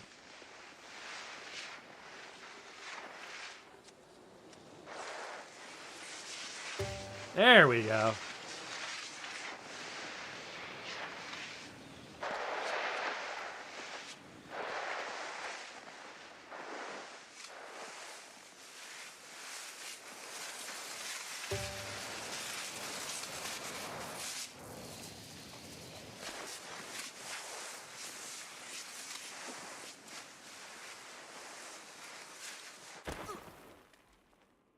No. Magic Mush? Wait, which Magic Mush video? You talking about the, Yeah, okay, yeah. That's fine. No, that's not embarrassing at all. I'm just curious, like, because, like, this channel, I started from scratch. I just did a link from, you know what I mean? I made a direct video over here. I'm just trying to figure out, because, like, a lot of the, like, I did get some new audience entirely only for them just to make a comment about the, who's the top, Kate or Vi. So a lot of them were just there for the commenting. They weren't really there for the views. Like, they weren't... It's the same problem that hate channels have, right? Like, Hassan Piker was kind of describing this.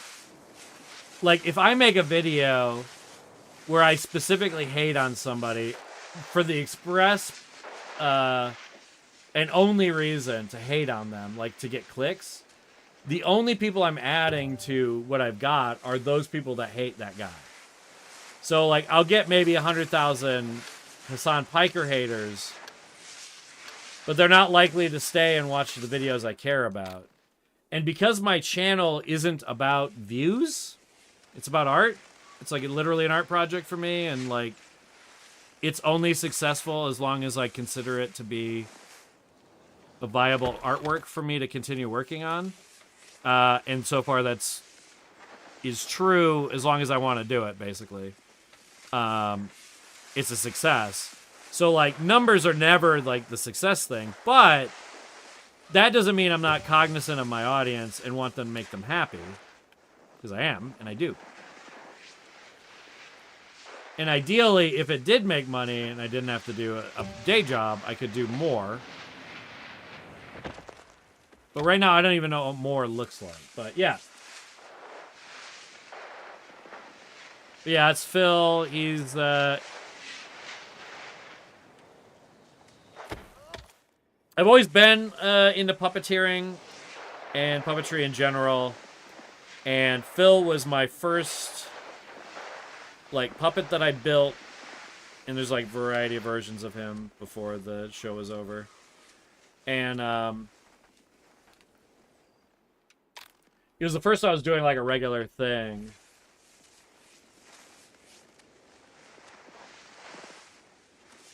Yeah. Basically, what I'm doing with, like, what happened with the old channel was two things. Originally, I didn't want to compromise for YouTube. And what that meant was I didn't want to, like, take out my copyrighted material. And I didn't want to, whatever. There's, like, a lot of reasons before. And when I first started doing YouTube, that stuff was, like, basically prohibitive for me to want to even bother with the site. Sort of like why I don't deal with TikTok now. And YouTube has kind of grown into a service where you can, like, a site where you can, like, post stuff. Not as well as you could on Blip, which is where I came from.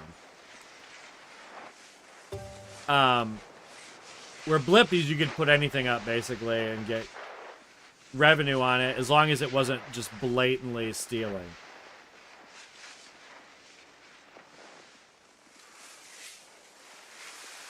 And because I never really tried to get onto YouTube in any meaningful way, and I was fired from any reasonable YouTuber job I would have gotten before Blip was gone,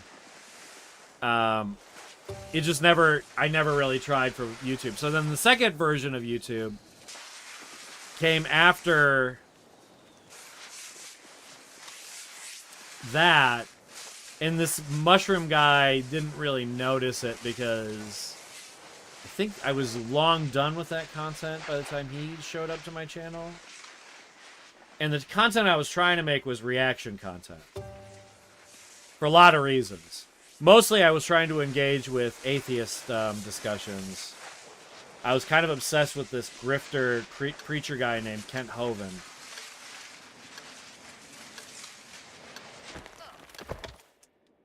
I don't think I can beat this.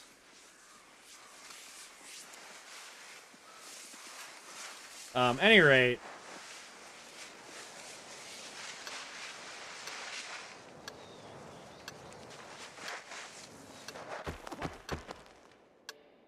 I don't know if that's the end or not. If that's the end, I might be able to do it.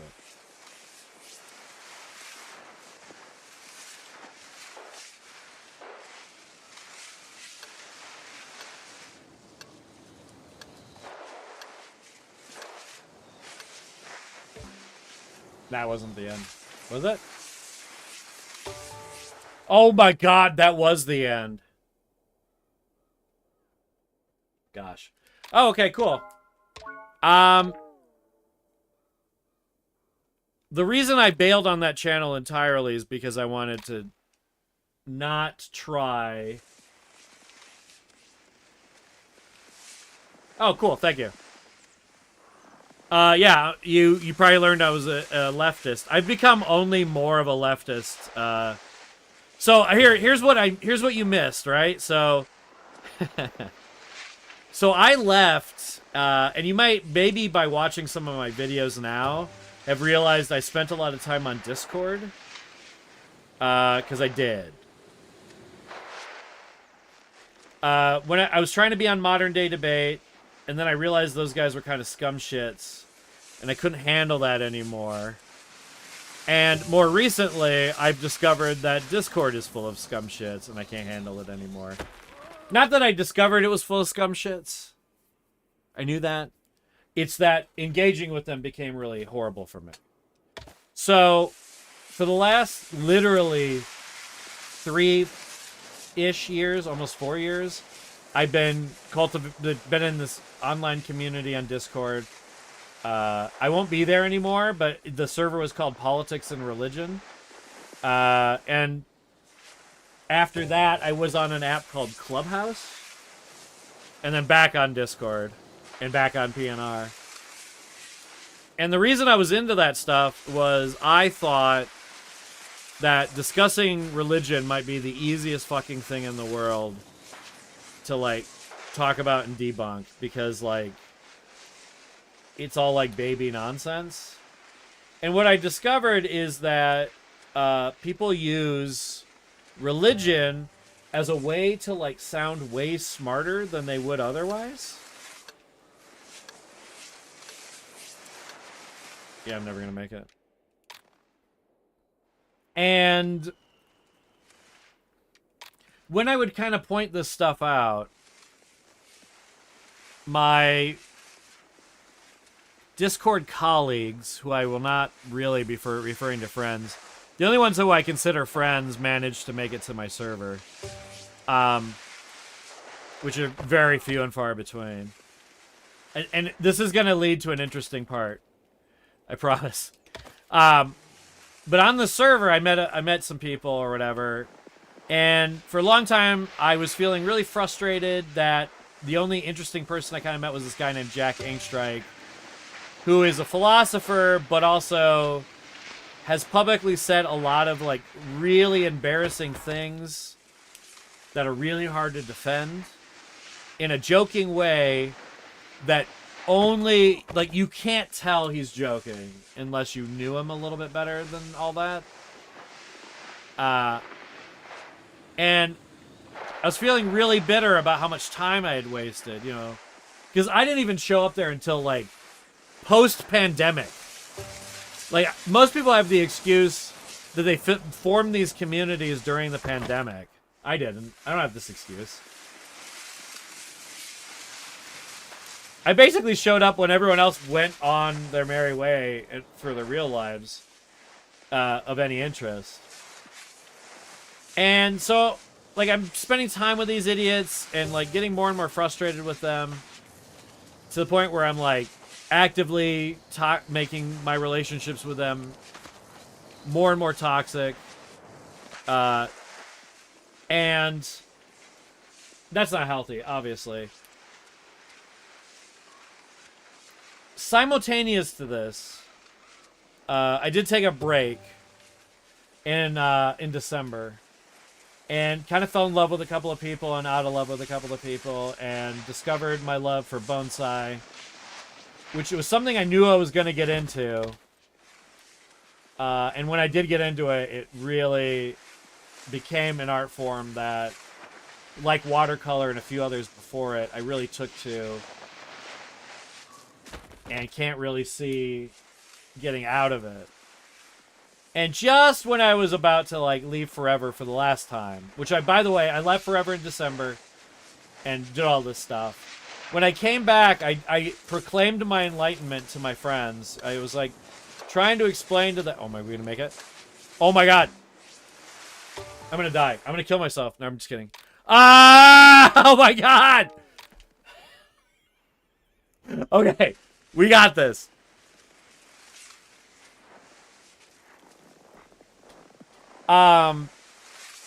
When I came back and explained my new Dad Zen enlightenment, I was met with scorn and ridicule. I was told that the topics I brought were going to be banned. And so I lashed out. I lashed out even more than before. But right before that, I met somebody on Discord. And no, not somebody I fell in love with, though in many ways I do love them. I met a personal hero of mine on these servers. Met him, really, he found these people the same way I found them, interested in talking about religion to particularly hateful douchebags. And except that this guy is like a prolific, well-known figure. His name is Scott Kurtz. You might know him from the webcomic PvP. He's also made other comics that are spin-offs of that, and then some. I'm gonna read. I'm way behind and he's also been in Acquisitions Incorporated.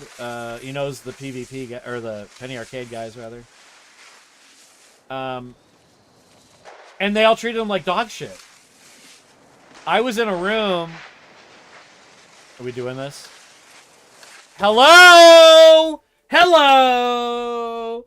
That's right. You gotta tell uplifting stories to finish levels. Hello! Come on. You seen that? Seeing that? Hell yeah! Hell yeah! It was worth it. Now we can do the Black Diamond. Any rate.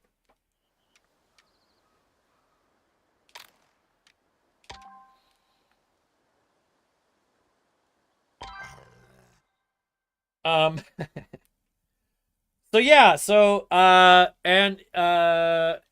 I got to talk to him a few times. He's vented about. Okay, what do I gotta do here? Why is it Black Diamond? Oh, I see. Oh, I see. No. I expected you not to say anything because also there's a big delay. But yeah, no, Scott was like, it was really cool. I've had a couple of times to talk to him. He said literally, my friend Melk here gave me the warm and fuzzies. I've not really networked with him as much as I really should if I was like a capitalistic freak. But he's very aware of my bonsai. He's very interested in discussing art and stuff. I don't know if he's gonna be around a lot longer. I don't know, but he's this really great guy. Sometimes it's okay to meet your idols. I'm not gonna recommend it every time, but sometimes it is okay. And literally, so these people that I've been hanging out with forever, are having this conversation behind Scott's back about how he's a room killer, which room killer means you bring nothing to the conversation and you bore people to the, like, everyone leaves the room. Which may or may not be true. If they're gonna, but the really what it is like, if they're gonna label what Scott brings to the community as a room killer, then I'm just done, right? I don't want to be in the rooms that are gonna live in that soil. To use a bonsai expression there. I mean, what if I don't crouch?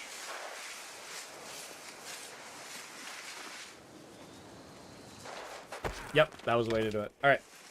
By the way, I'm not really worried about finishing this in any meaningful way. I'm trying to figure out what this all is. That's why I'm doing a lot of... Yeah, see? We want to figure this out now, and then... Yeah. So yeah, they're like basically talking about how they're just never gonna let Scott talk again and all this stuff. On that day, I started inviting, and don't be jealous, you know, that, but I've invited them to the server that you know, oops, shit. I'm inviting them to the server that's for this channel. And I basically invited a half dozen people, or no, not more than a half dozen, about a dozen and a half people. All of which may or may not get banned from the server depending on their behavior, because I like all of them quite a bit that I invited. Many of them I don't trust. Or not many. A few of them I don't trust. Like a very small handful. And I don't think they'd be offended for me not trusting them, because like I can just point out why. Ooh, can't do that. So yeah, I mean, what's the lesson here? The lesson here is it's not a waste of time to be in social situations, even if part of it is a waste of time. You might find something worthwhile. But the real lesson is, don't expect that. Don't expect everything that you do in a social situation to pay off. A lot of the times they just won't. When I left the clubhouse people and everything this time, it was the first like time I really was seriously basically checking the fuck out. And a lot of the reason why that was is I was talking to a girl, and just talking to her was more interesting, and then making my episodes were more interesting. I had told literally nobody in that server, maybe 2 people actually, that I was making videos at all. And this community, a lot of them do make videos, so it's like not uncommon for video makers to be hanging out. So the fact that I had been making videos since October, told nobody until recently, January. And a lot of them don't even know. Like, a lot of people... Wow, I actually did it in time. That's crazy. I didn't think I was going to score anything.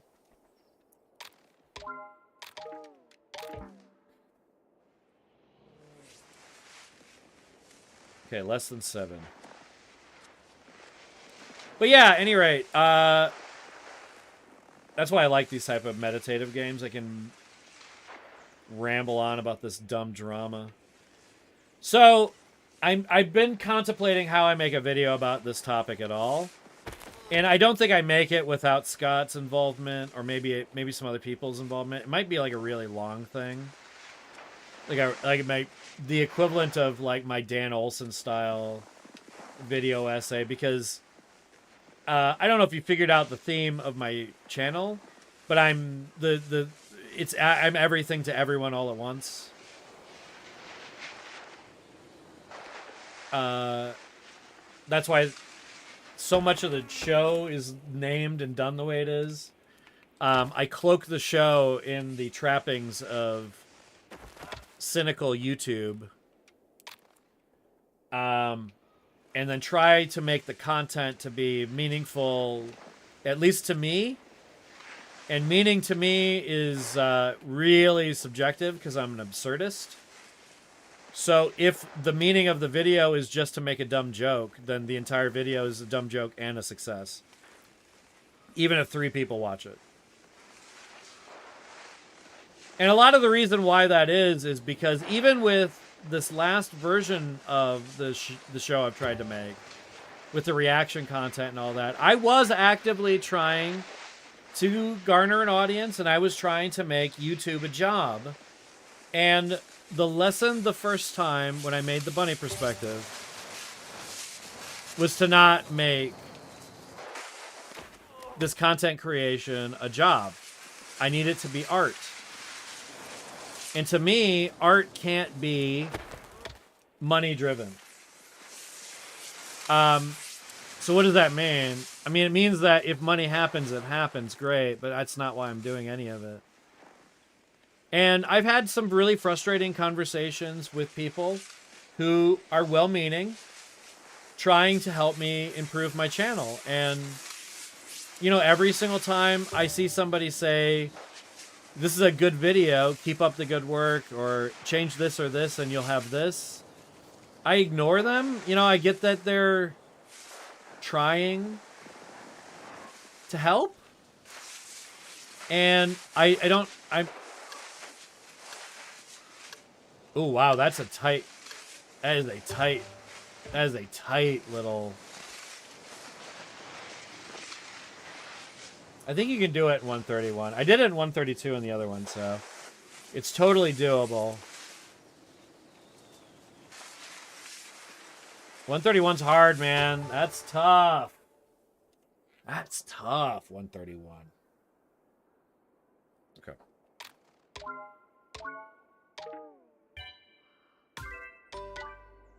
Cool. Let's see if I can unlock anything else. No. All right.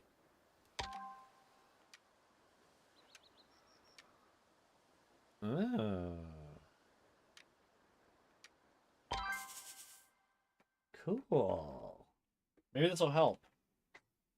Maybe I needed better skis. For a socialist, I sure am a materialist.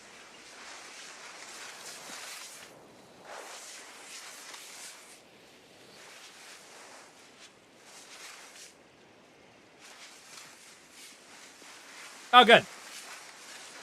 Then I won't stop. And they'll have all this deep lore for people to watch. But yeah, so like... So yeah, the show is... It's always going to have people, well-meaning people, telling me, you know, you'd have more numbers if you did this, or if you focused it on this, or maybe if you just made... more exclusive channels for some of these side ideas, or none of that's the point. The point is it's a one-stop shop for all the art I can give you. You know, and I think YouTube is so shallow, mean-spirited, people burn out. I mean, the only way I can imagine to not burn out is to not be beholden to any one formula, you know, like when I did the bunny perspective originally, the hardest thing was trying to ape everybody doing one thing. Like Phelan was just doing, Jesus, why is this not, you see how tight this is? Why is it being this way? All right, I'm gonna have to go around it the wrong way then, I guess. This is stupid. Like Phelan would do like one type of movie, or Allison, you know, Obscurus Lupus, she would only do one type of, it'd be like cult classic-y type movies or something, you know, like everyone had their gimmick. Everyone had movies that they were gonna do or were like their brand to do. And you know, there's all this decorum. And you know, I think some of those restrictions are good. But I think the restriction of the video medium is enough, right? Like, and also, if you notice, all of these guys, would eventually branch out into things that they cared about more and would become like regular staples or whatever. And they'd still put them on their main channels, and no one ever got weird about it. So what does that tell me? It told me, and I'm watching all this, by the way, you know, passively. It tells me that I don't need to worry about burnout the way I've been thinking about it. Because I'm not trying to be on an aggregate site like I used to be. Like, I'm not trying to be on a They Might Be Giants. I'm not trying to be on a That Guy with the Glasses type website. Or I'm not trying to be associated with people unless I like their content. Which is why I've been pushing being a part of the little leftist community Ant's been doing.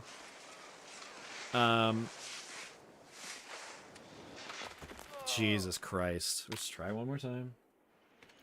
Yeah, so at any rate, like...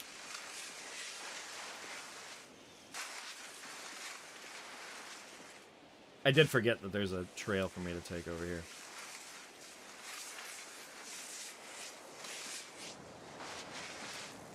But, like, connecting with those guys is way less about me boosting my numbers. Yeah, I will definitely get number boosts from big channels, like shouting me out or putting me on their channel or whatever, or, like, noticing me for whatever reason. Yeah, that's true. That will happen. I don't want to... I'm not going to, like, court people that I don't want to work with. I know.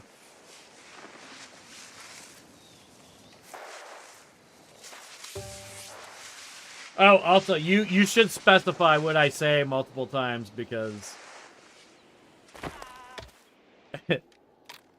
we have a time delay.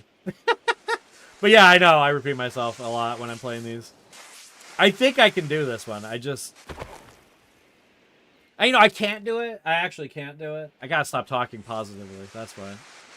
But yeah, so my intentions with these people are, like, you know, artistic, collaborative, mutual benefit, mutual bennies. Because eventually the show really is supposed to be a talk show. There's a lot of lore already. Melk has definitely said that he's a talk show host without a talk show. Eventually, 10-minute daily video will just be a talk show. And in case you were wondering, the Bunny Perspective was always going to turn into a talk show. It was never always going to be a review show. Same thing. I think there's a world where we could have a very viable Hot Ones style talk show with a puppet host, and I'm just the guy to do it. I can ask tough questions of celebrities.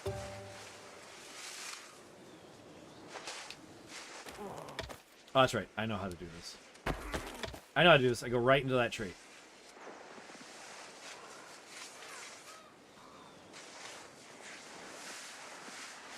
But there's some other people who more recently I've been interested in talking to, like FD Signifier.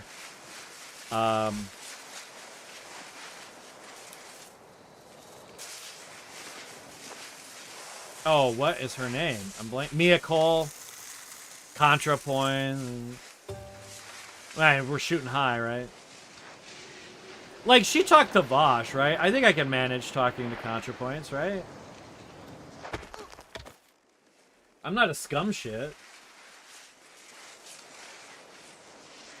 But yeah, you see my goals, right? They're lofty and they're high, but they're all for art. Do I think they're going to happen? I don't know. It's nice to state these goals here in this obscure piece of media for the future, though.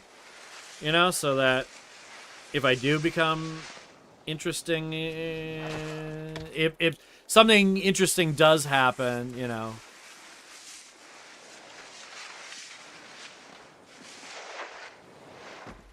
Jesus, motherfucking. And someone can do, like, you know, an hour-long video essay about my career, and they can go dig this up, and they'll be like, oh, look, he intended this for so long. Oh my fucking god. Would I have 8? Okay. So... yeah.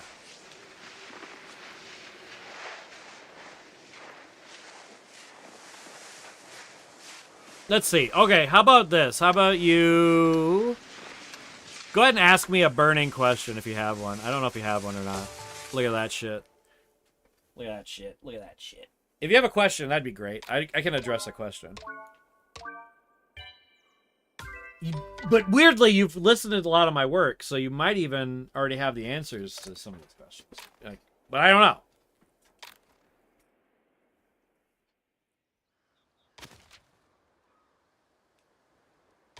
I still haven't unlocked this? Oh, wait, hang on. What do I got to do to unlock it?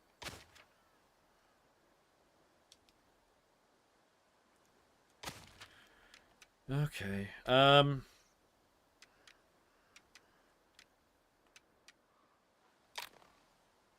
Oh, no, I haven't done this one yet. That's right. Okay. Never mind. Dirt.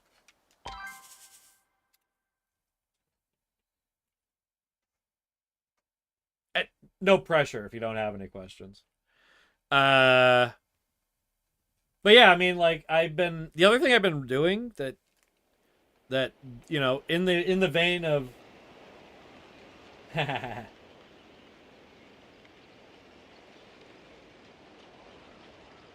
oh, no, you're fine.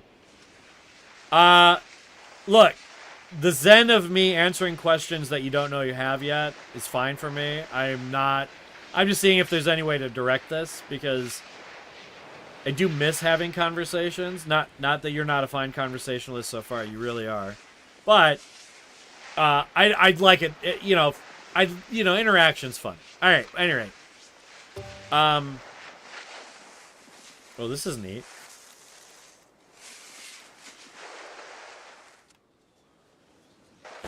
That wasn't neat. Okay, I see what I'm supposed to do there. That's cool.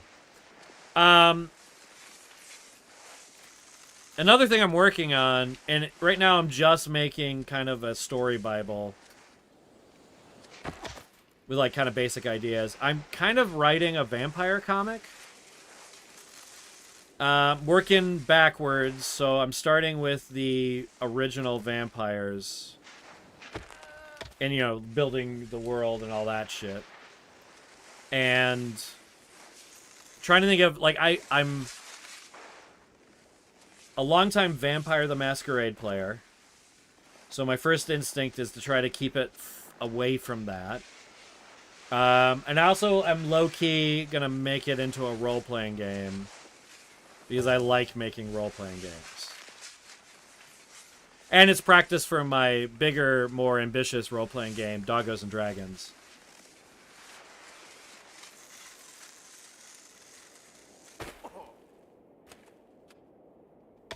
My Discord is a $5 tip on Patreon, free to join. So it's like $5. But, and you'll, mainly because I couldn't, it's like it's a pain in the ass to monitor a Discord server. And,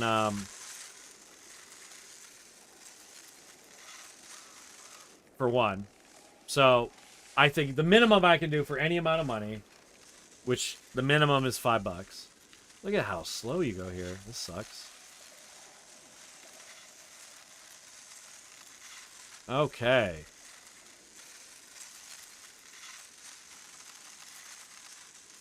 You actually just want to hit this as like fast as possible, apparently, because otherwise you're never going to get through it. That's a crazy one.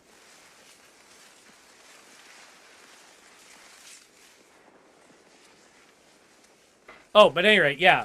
And to be honest, like, I've been fairly active in the Discord. Right now is probably the least good time to join the Discord, except for the... I'm doing this wrong somehow. I must have went the wrong way. Because there's, like, you and another guy would be the two fans, my super producer. Now, that said, if you did pay and you did join my Discord, I'd use it more. And I am using it more. And you'd have the added benefit of hanging out with these random dipshits I've been talking about when I do hold court there. But for now, it's not super big. Now, is there a world where it is free to everyone to join? I don't know. I think a really good Discord server is actually worth the money. And part of what I want my Discord server to be is a place for art appreciators and art makers to be in communication.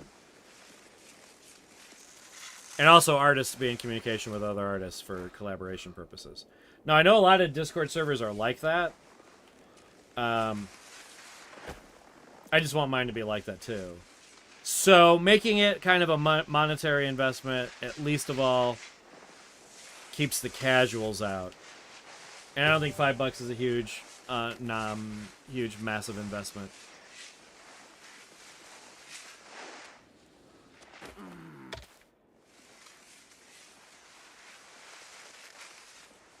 Okay, wow, I've way over-explained that. That's the other problem with Zen games, is you'll start over-explaining something that you don't really need to over-explain. Oh, looks like there's a way down that way. That's kind of cool. So it must be somewhere this way? Oh, that was a bad one. He didn't like it.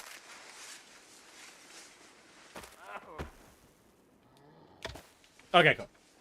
Yeah, and like I said, right now I'm managing just a few friends and one patron, and super producer Perps will work on it as well, which you know she's from the other channel. And you notice I refer to myself as my online name, and I don't really talk about the bunny perspective all that much, and that's because hanging out in these public Discord servers, it's pretty unwise to use your real name. A lot of people do use their real name. These people are rich. They have a lot of money. They're not worried about people finding them. They also don't actively they don't actively bully bigots the way I did. So getting back on the subject of being in these public Discord servers, my justification for being there to myself and anyone that would ask me, like, why, if it frustrates you to be there so much, if these people are so fucking lame, it's so annoying to be there, and all you want to do is have these little dumbass debates, you could just have them against, you know, YouTube videos. You'd get more work done. You'd probably actually get content out of it. Jesus Christ. This was a rough one. At any rate, and the reason is I thought I was actively removing bad elements from discourse. Now, it took me many years to realize I absolutely was not doing that. If that were the case, I mean, there's no one would be on any of these platforms ever.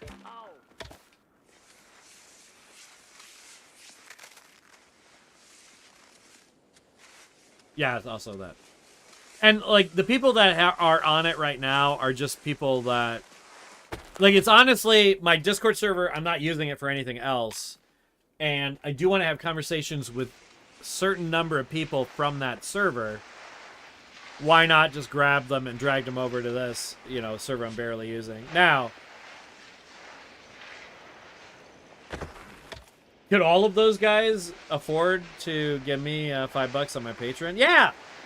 And I may fucking hit them up for it. I may do that.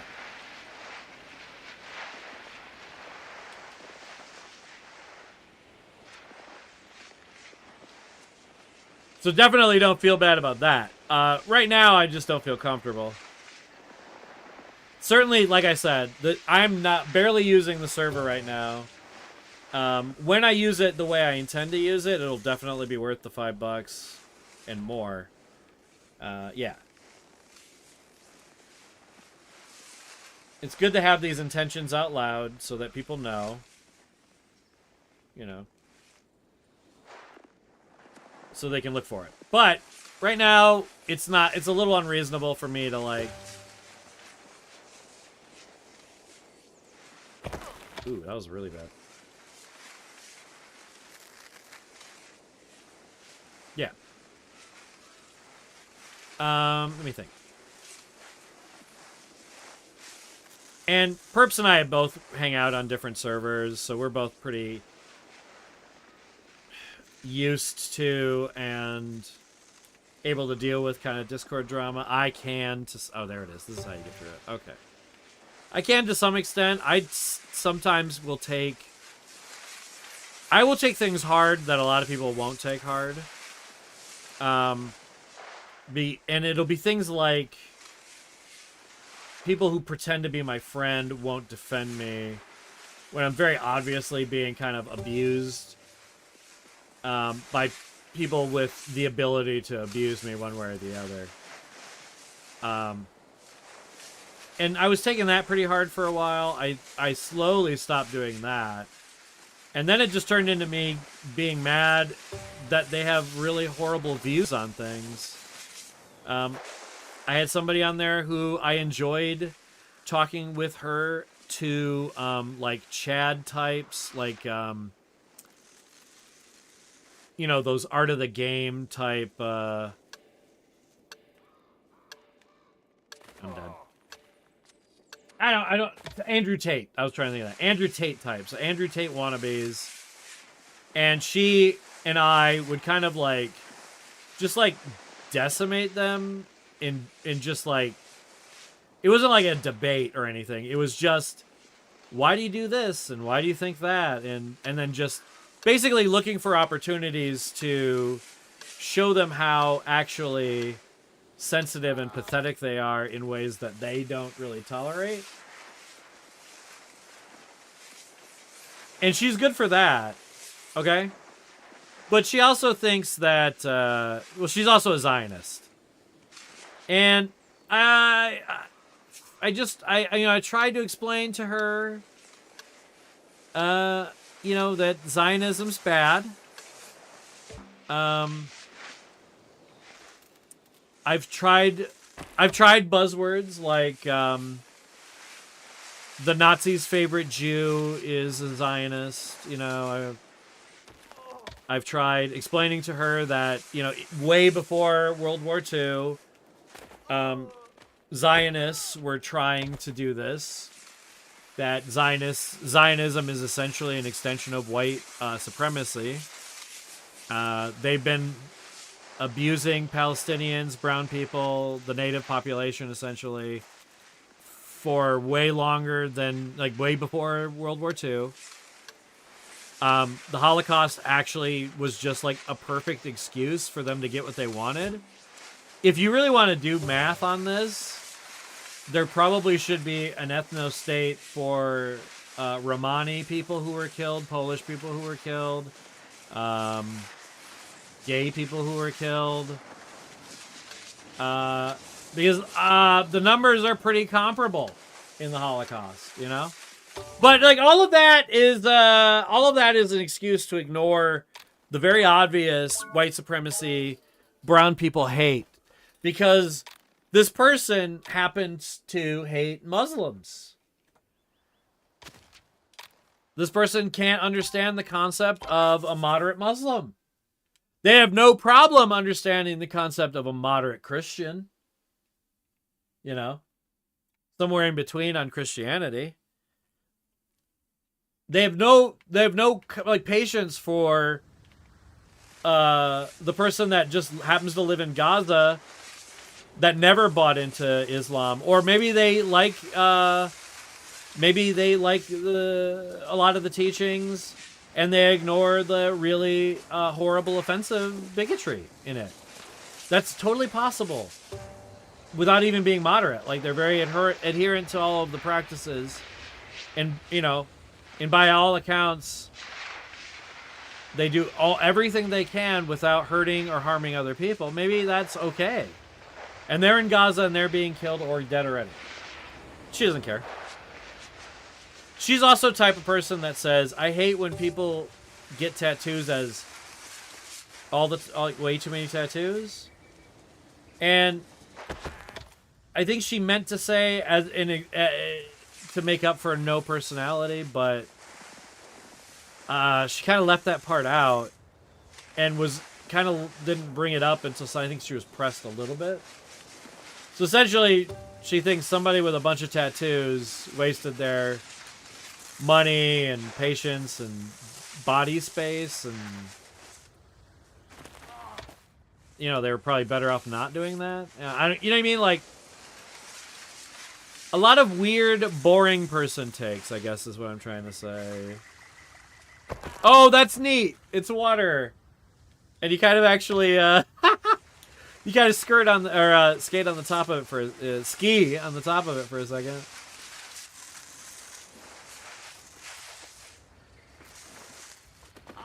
This is a neat one. But yeah, you know what I mean. Anyway, so that's just one example of a person, right? The guy that runs the fucking place, his name, I don't mind bringing this guy's name up at all. This guy fucking sucks. His name's Jason Torn. He's a he's a climate change scientist, professor rather, in a school, like a college. He owns a giant gas guzzling truck in a city. Unapologetic about it. He said things like people are not capable of being altruistic. People are always basically selfish. There's absolutely no way for people to overcome their selfish behavior. He defended, or he said something to the effect of, if I can decide I'm a woman, then why can't I decide I'm black? And also did the attack helicopter, Ricky Gervais bullshit thing. He's an adult. I want to remind you. I know that was a hint with the professor or whatever. Oh, this is cool.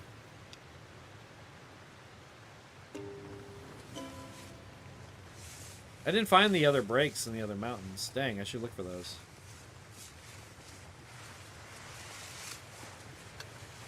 I don't know where I'm supposed to go.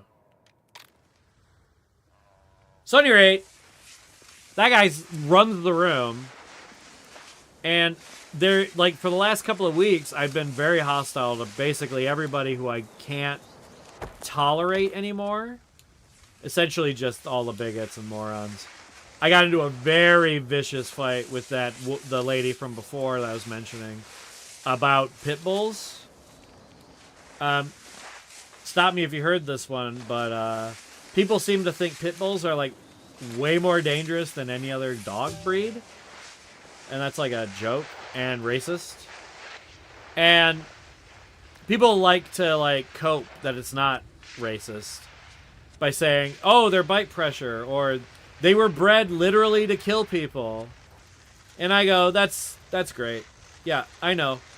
Every dog breed, literally, every dog breed, without exception, was bred to do a job. Literally every dog breed. German Shepherds. Great Danes. Dachshunds. They were all specifically bred, god damn it. They were all specifically bred for a purpose. Now, what thing in recent memory, by recent memory in the last 50 years, well, actually 20, well, no, more than 20, about 40 years. What dog has been associated with black gang members? Pit bulls.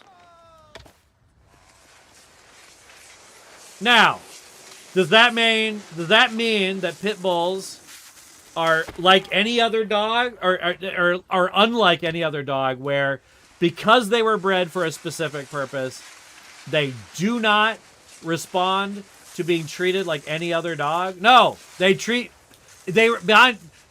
pit bull who is treated like a sweet baby boy is a sweet baby boy, incapable of harming a person. This is true about pit bulls.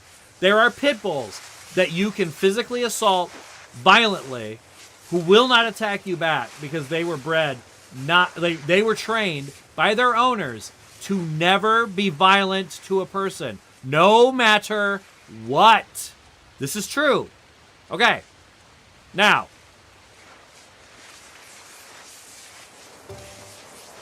if we're worried about that a pit bull was bred for murdering people, why aren't we worried about a German Shepherd for the same reasons? Why aren't we mentioning German Shepherds? Well, cops use German Shepherds. Oh. Well, cops aren't gang, right? Cops aren't a gang. Oh. Well, they are, obviously. They're actually the only villain gang out of them, right? If the Bloods and the Crips just, like, work together, they probably stand a chance against killing most of the police. I don't know what nose grab means. I'm unlocking a bunch of stuff, and I have no idea what it does. Woohoo! So, yeah. So, I had this argument with her. I'll admit, Jason Torrent came to the same conclusion I did with pit bulls, but his argument was something to the effect of, you have the right to do whatever you want to because I'm a fucking libertarian piece of shit. And libertarians... I'm not saying they should be drug out in the street and shot, but like a few of them should be to show the others that it's a bad idea. And let's just, like... Okay, I'm just kidding. No one should be killed ever in Minecraft, blah, blah, blah. But you know what I'm saying, right? Like, libertarians are hurting us. They're hurting us, libertarians are. Freedoms aren't free. At any rate. So, the one thing I do agree with is I think that we should be interbreeding mixes, interbreeding dogs to get mixes as opposed to purebreds. I think purebreeding dogs is a form of abuse. And if this person wanted to go ahead and yes and me and say, yeah, we should interbreed pit bulls and all other dogs, but they actually think we should be killing them. Like if you take a dog, if a pit bull is like brought to a no-kill shelter, it should be put to death, basically. Like no matter what, like. If a pit bull is not being owned by someone, it should be killed. Or maybe even it should be killed, like, whatever. And to that I say, well, you know, I'm pro-gun only because guns are useful for killing fascists. And there just seems to be a lot of fascists these days. And if you're going to be pro-gun, which this person is, you're going to have to be pro... Now, am I pro all guns? No. Well, yes, but no. I'm pro safety. So, for the same regard, I think for safety in guns, I think should be applied to dogs. If you have a violent dog breed, like a pit bull, and you train it to murder people, and it murders someone, yeah, you murdered someone. Not your dog. Maybe the dog shouldn't even be put to death. Maybe just you.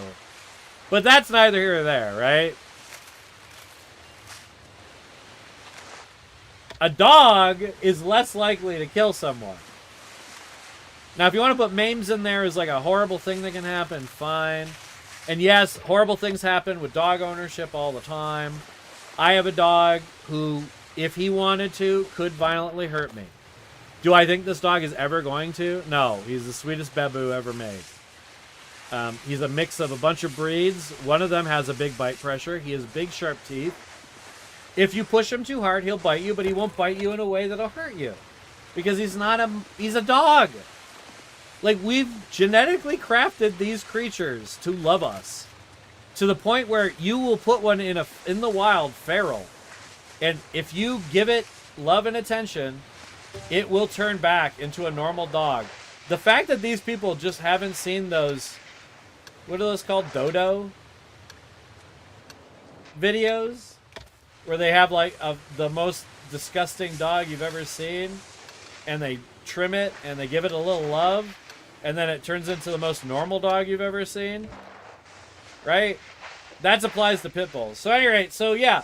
Okay, now, did I say babble just then? Was I coherent? in the chat, you could just write, yes, you were coherent that whole time, so I remember what you said. Because this Jason Torn guy seems to think that I'm an incoherent idiot. The people in this community think I'm stupid. Now, I'm not, obviously. I have strong opinions about things, and I'm passionate about things. But like this Jason Torn guy, honest to God, listen to me. Now, it wasn't that specific conversation, but I've had many conversations just like it with him. And he doesn't understand me. He takes it personally because all I can hear is fucking tone. I am tone policed literally so much in my life because I sound sarcastic. There is a Kids in the Hall sketch that is my life. Of course, the main person in it is Dave Foley, because how else would it not be if it wasn't Dave Foley? And the sketch is a guy who can only speak sarcastically. So he's at a party, and he's talking to Kevin McDonald, and he says, "Hey, fun party, right? Yeah, it's a fun party, I guess." And that goes on for a minute, and he says, "I'm sorry about the way I talk. I really can't help it. It's a medical condition." And Kevin McDonald eventually gets mad and walks away. And the last line of the sketch is, "I'm so lonely." And that's how I feel. I feel like I'm fucking constantly tone policed by this community. And what's crazy is every intelligent person I've ever talked to, where they let me go on like this, every time I go, oh my God, I've been going on forever. Is this boring to you? Am I killing the room? And they always go, no, I keep going. I want to hear more. And for a long time, and I'm not going to get emotional about this, but I did for a minute. For a long time, if you can believe it or not, for a guy that's filled this much time with talking, thought I was boring. I thought that I was the problem. And when I realized the obvious, that I wasn't the problem, I got so fucking mad. Like, irredeemably, irreconcilably, like, righteously angry at basically everybody in that community, but especially the people in charge of it. And some of those people I hate so much. Like, it's been a struggle not to tell them to kill themselves, literally.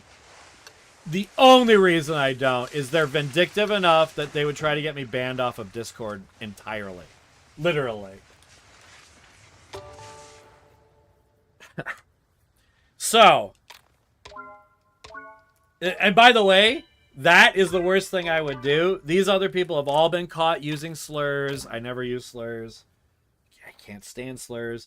They all say the R slur interchangeably with stupid and asshole and dumbass and moron. They say that's R slur all the time.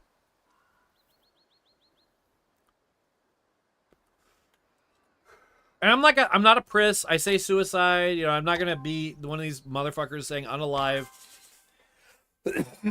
Because some words are useful. Just because they're unpleasant to listen to doesn't mean they're not useful. But holy fuck. Like, these people test me, Lord Jesus, who I don't believe in.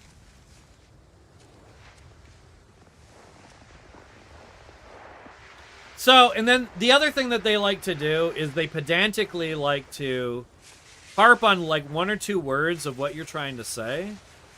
And granted, there's a time and place for harping on definitions. Usually with a person that's like being kind of uncharitable in the first place anyway.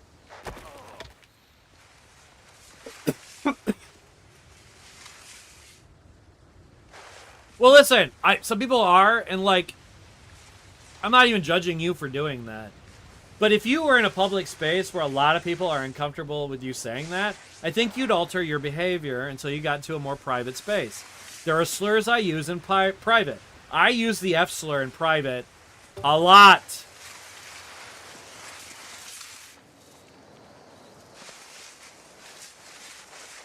Half of my joke with that word is it's a bedroom word for me, like, part of the time.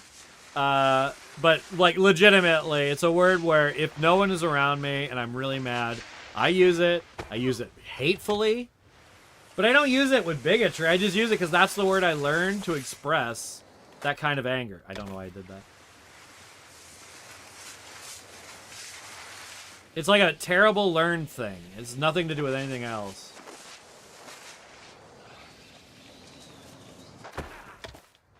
And going along with my never listening to hip-hop until recently, I don't have an N-word bone in my body. It's hard enough for me to even say N-word. Literally, it's like... I do get, like, a little bit of embarrassment from just even that. So, like... When FD Signifier makes the joke about white people singing along at home, I may be one of the few unironic people that just literally never does. And it's not, again, it's not a judgment thing, because I have mine. You have your, everyone has theirs. I think where to me, where it becomes a problem is where you make it other people's problem. And I just... You know, but yeah, these the thing about these Discord server. Well, oh, that's right, I did the right thing. I pizzaed when I should have French fried.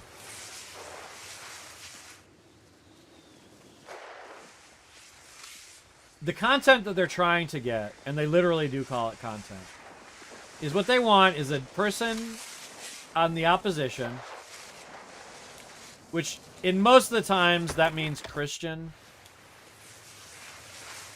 It doesn't, you don't have, like, Christian is not necessarily the criteria to be adversary. For me, it was anyone that was even remotely a bully. So if they had otherwise leftist ideas, I might even go after those.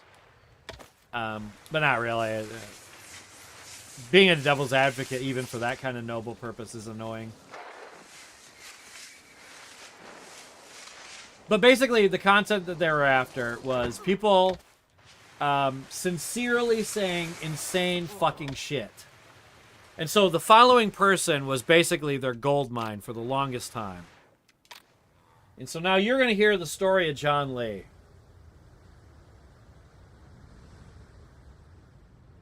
And I'm going to wrap it up after that. All right? I don't know how to make a video about this topic. There's a lot of documentation of John Lee. If you look up Tom Rabbit, 3 T's at the end of Rabbit, John Lee, spelled just as I said it, you know, John like the name, Lee like the last name, you will find a cornucopia of insane Christian, specifically Calvinist Christian beliefs.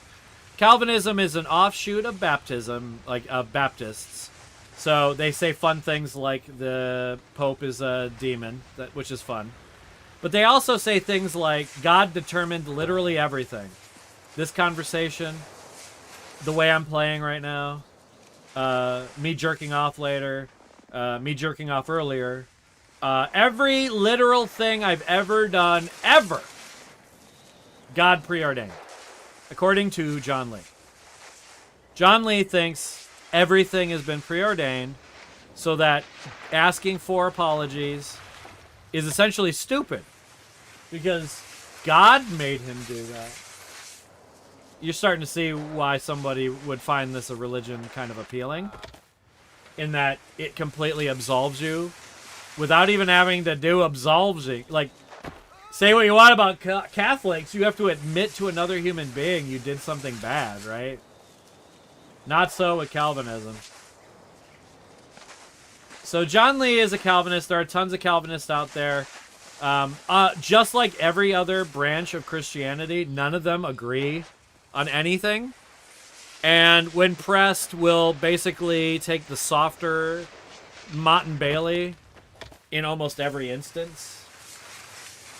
So So you're like, well, if God determines everyone, so you, basically, why is there a hell? Right? Because, like, how would it be anyone's fault to be a murderer if God, you know, determined them to be the murderer, right? And the answer to that is yes, people go to hell. There's only, like, a certain number of chosen people who are going to go to heaven. And there won't be any more, ever. And no one knows how many there are. Something like 20,000? I've heard different numbers. And so, subsequently, when you hang out with these people long enough, what it ends up being is a social thing. And part of the reason it took me so long to leave is the social dynamic. Every time I would leave, I would get a nagging want to talk to one or more of the more reasonable people on my side of the issue. And that can nag on you, right? That can draw you back into a toxic relationship. Like, there's a lot of positive reasons to be in what might otherwise look like a toxic relationship. And so I would come back all the time, but so would John Lee. John Lee is gone right now from this particular space, but he's desperate to talk to people. He's desperate for people to listen to him. And when you're in a group like this, for as long as we've been a group like this, you never make it out whole. You know what I mean? So we've splintered many, many times. Like a server split happens basically every few years. And what I'm doing isn't even really a server split. I'm just leaving and taking people... Like, I'm just giving people an opportunity to find me for where I go. Because I won't be going back to that particular server anymore. Mostly because I'm not permitted to talk there anymore, ever. And no one at all will defend me. Even though, honestly, what I'm doing with you is what I do on that server, except I direct, you know, vitriol and hate towards hateful fuckers who deserve it. Oh, you don't have any... Okay, cool. If you don't hit the first checkpoint, you don't get any zeros yet. I didn't realize that. Okay, that's good. I've been restarting for no reason a lot then. Alright.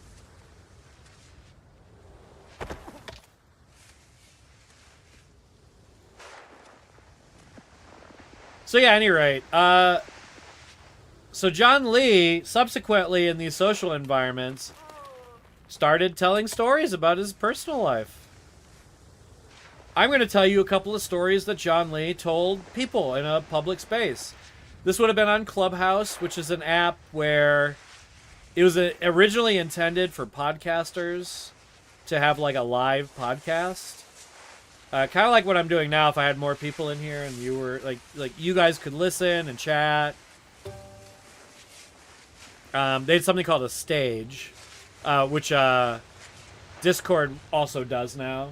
And the reason they did it is Clubhouse actually was a little bit of a disruptor this way. And it's still around. You could still use it. It sucks. I don't use it, but anyway, so John Lee would tell us these stories. John Lee is a 57 or 58-year-old Korean man. He's married, I'm using air quotes for married, to a woman named Claire, who, I don't know her last name, and it's not the same because they're not actually technically married. A devoted Christian, you would think, would probably get married in some way, like a ceremony of some kind, you know, for their God to approve of the marriage.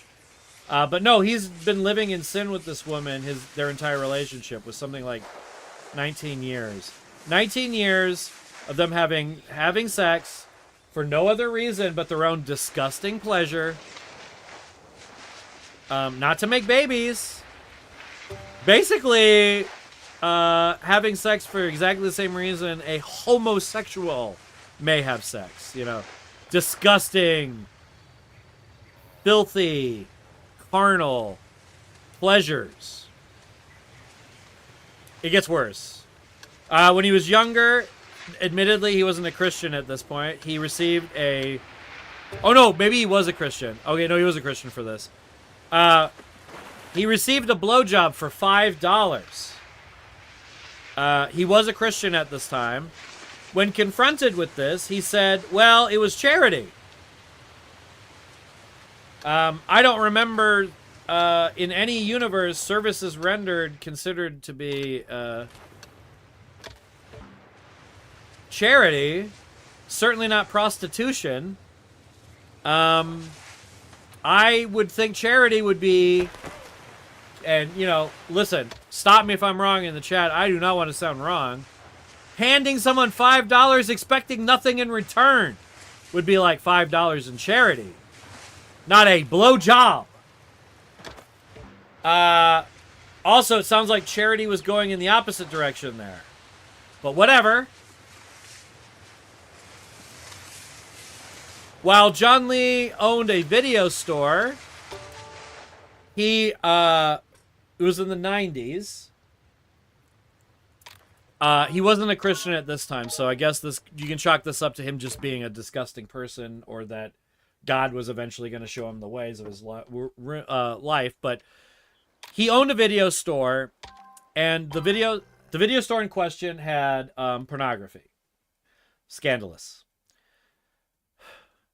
This was the 90s into the 2000s when he had this video rental store. Very lucrative business. He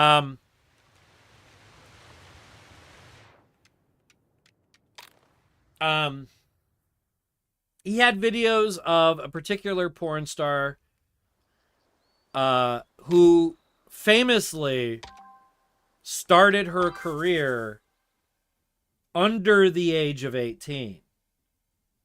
Her name is Tracy Lords. John Lee was notified. Now, his story is the FBI showed up at his video store or his house. He said multiple FBI agents showed up and told him about this and that he needed to destroy the tapes that he owned. Because back in the day, you'd have like kind of records of what videos you had. And I think the FBI had records of anyone that... Certainly, I think adult films had records like this. So they knew that John Lee had purchased those videos and he had them on his shelf. Now, I think likely the story... Now, this seems like a nitpick. It is. I think likely the story is he got some kind of form letter that a bunch of people got. I don't think any agents showed up personally. Because what transpired after this would likely not happen, because I imagine if 2 FBI agents showed up looking for essentially child pornography, knew it was there, they would probably just extend their hands and say, gimme, gimme, gimme. I don't want you to have that child pornography anymore, John Lee. So that didn't happen. John Lee was expected to destroy this pornography of his own accord. And what John Lee did, rather than destroy this child pornography of his own accord, he watched it. He said he had something like 18 of her videos, movies, or whatever you want to call them. And he watched all 18, looking for, and this is his quote, not my quote, he was looking for, quote, signs of youth. Now, I'm going to pause for the gravity of that. Like, there's a lot of gravities that I need to pause for. The stupidity of somebody saying that in public. The horror of somebody saying that unironically in public. And then I'll let you pause to think, like okay, what charitably... Like, what is the most charitable thing that I think he meant, like, why would he do that? I'll let you answer that. If you could say I don't know, and it will not be considered a cop-out. Because it's honestly the strangest question you'll likely be asked in your entire life. And I will then, you know...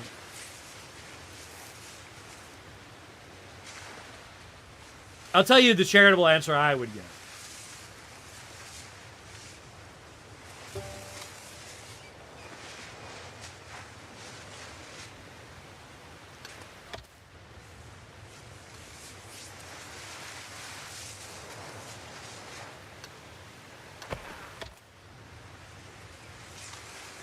Okay, I'll take that as a I don't know.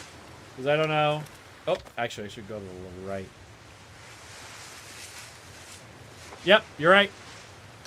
The charitable answer I could think of if I was like a scumbag lawyer is that John Lee was trying to help the FBI.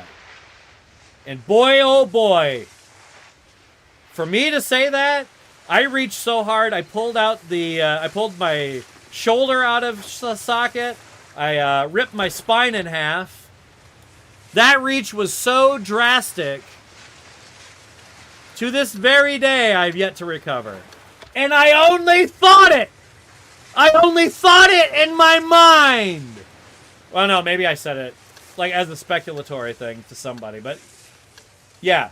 So John Lee watched what he knew to be underage girl in a pornography, specifically, obviously her scenes, and specifically to see if he could tell if she was underage. Yeah. Alright, so I want to remind you that that right there is a prize milkable cow for this community. And that is why, fundamentally, I had to leave. Fundamentally, that kind of behavior being allowed long-term, I had to leave. Is it interesting to discover that about another human being? In a macabre, disgusting, perverse way? But, like, once again, I managed to find, like, where a subject gets way too dark for it to be funny anymore. Is it funny for Christians to be hypocrites? I guess. I guess it's funny. Is it so funny that I need to spend hours of my day listening to bad conversationalists argue about bad philosophy, argue with each other about who's a better philosopher while never making new philosophy and or meaningfully engage with old philosophy? Why am I listening to that for hours at a time? And at the time, admittedly, I was doing like work and I was listening to it in the background, or I was playing games that might as well be work and listening to that in the background. But once I started making my show, something unlocked in my mind. Something had changed within me. Something was not the same. I was tired of playing by the rules of somebody else's game. It was too late for second guessing. Too late to go back to sleep. That's all I can remember. Take a message back for me. I'm something defying gravity. All right. Honestly, I sound like I've been venting and bitching and complaining. And I am. I have not been this consistently happy my entire life. Not when I went to college. Not when I had what I thought to be the love of my life and like dating the hottest girl I ever met. Not way too high for the first time and really loving it. Not going to Disneyland. Not going to Universal, which is a way better park. I've never felt this good every day. And a lot of it has to do with me cutting these fucking people out of my life. And a lot of it has to do with me embracing my artwork, including video making, bonsai, streaming, chatting, you know. Oh my god. You see this?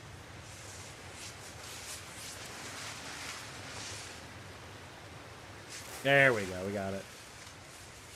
Alright. I think I'm going to go slower and more carefully just so I can...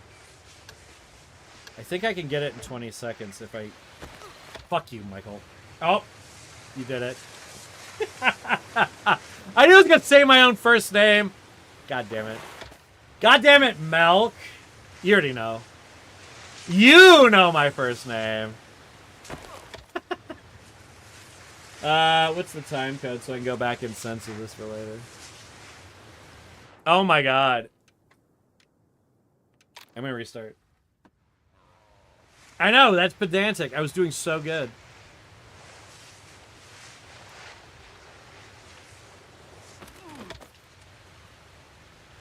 So yeah, so the lesson here is know your worth. Don't let people abuse you. If they are abusing you, make sure you're getting paid enough. Because, like, some abuse is worth money in our current hellscape. And it is appropriate for you to look at it that way. Until which time we abolish capitalism. You're essentially trading misery. Yeah. And to be honest, I've refocused before and tried to be happy, and it's never worked. I want to attribute a lot of it to bonsai art and really just realizing that part of myself that I was sort of like fundamentally denying by hanging out with these people. You see why I want to make a video about this, right? Like, I don't know how this is a video. It's way more personal than the rap video. It's probably even more personable. Because I don't think people avoid genres of music like I do. Did.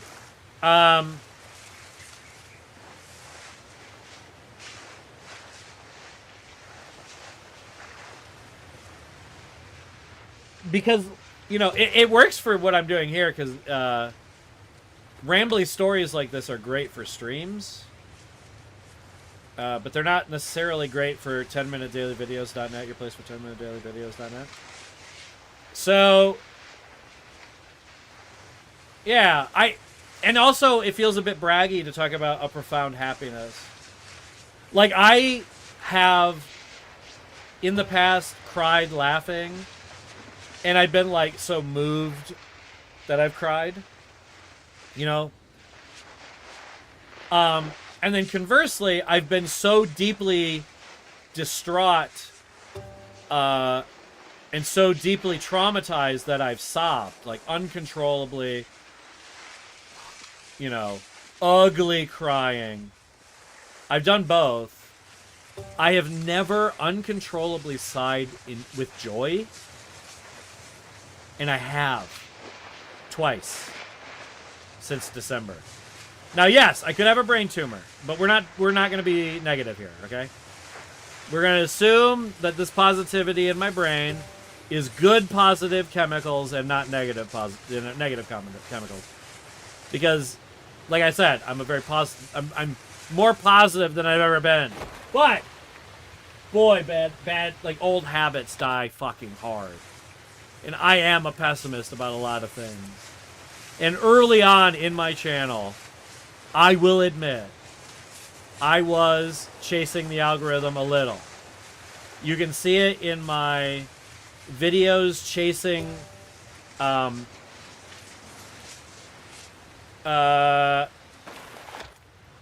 to figure out why I got so many views on the Caitlin Vi video. Because I do, like, who's the top or bottom in my adventures with Superman. And then I also did more Arcane videos. And admittedly, my big fat Arcane video did really good compared to other videos. chasing the algorithm ultimately, it made me look at the channel in a worse way. But it also made me appreciate some YouTuber videos discussing the gamification of YouTube and why it's harmful in a way that I didn't really appreciate when I was just watching. Because again, I never used YouTube the way I used Blip.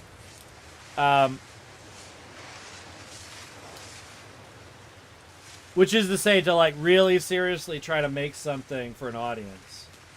And the second time I tried doing it, I was safe. Like I never did. I did no copyright ad. Why am I hitting this rock every time? Oh my god. This is triggering me the fucking hell's bells. Alright, sorry. I'm never making that.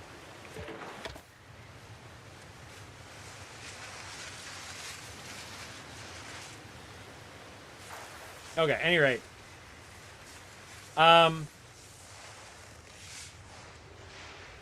Particularly a Gabby video about the gamification of YouTube. I felt that. Alright, cool.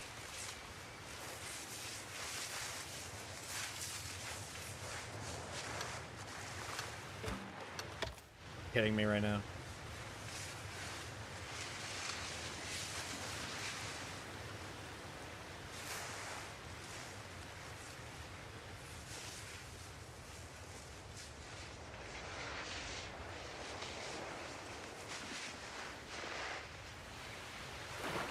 Oh, maybe. At any rate. Like I said, a lot of it has to do with... I'm never making this.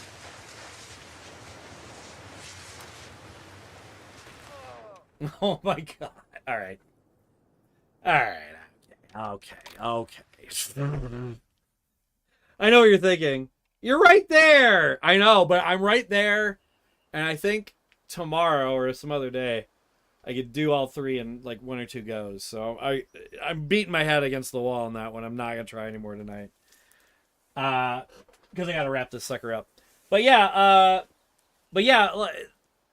a lot of why I'm happy and a lot of why I wasn't happy is chasing things that I thought were going to make, and this is going to sound cliche, chasing things I thought I would want for maybe short-term goals, or not even that, maybe even like I thought there were long-term things, and it was just like the wrong time, wrong place. Like, I can't tell you how many games I've tried to be a professional gamer at. That sounds so fucking embarrassing. But, like, you don't have to be good at gaming to be a professional gamer. And that was really inspiring for a while until it became the most frustrating thing to try to do.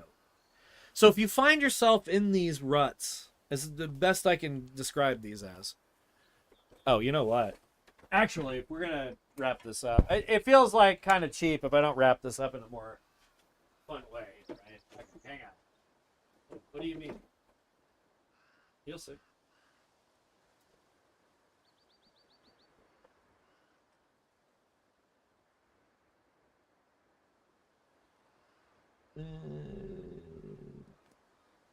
I also need a credits for this. I got to remember to render a credits. Okay.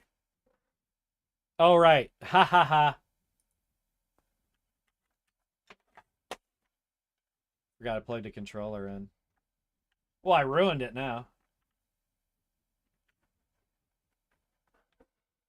Oh yeah, the video in question, it's a Gabby. I can't remember what it was called. It was something like the YouTube algorithm or the YouTube thing is like making it. I can't remember what it was titled. This is probably not going to work as is. I probably can't. Hang on, maybe if I try this.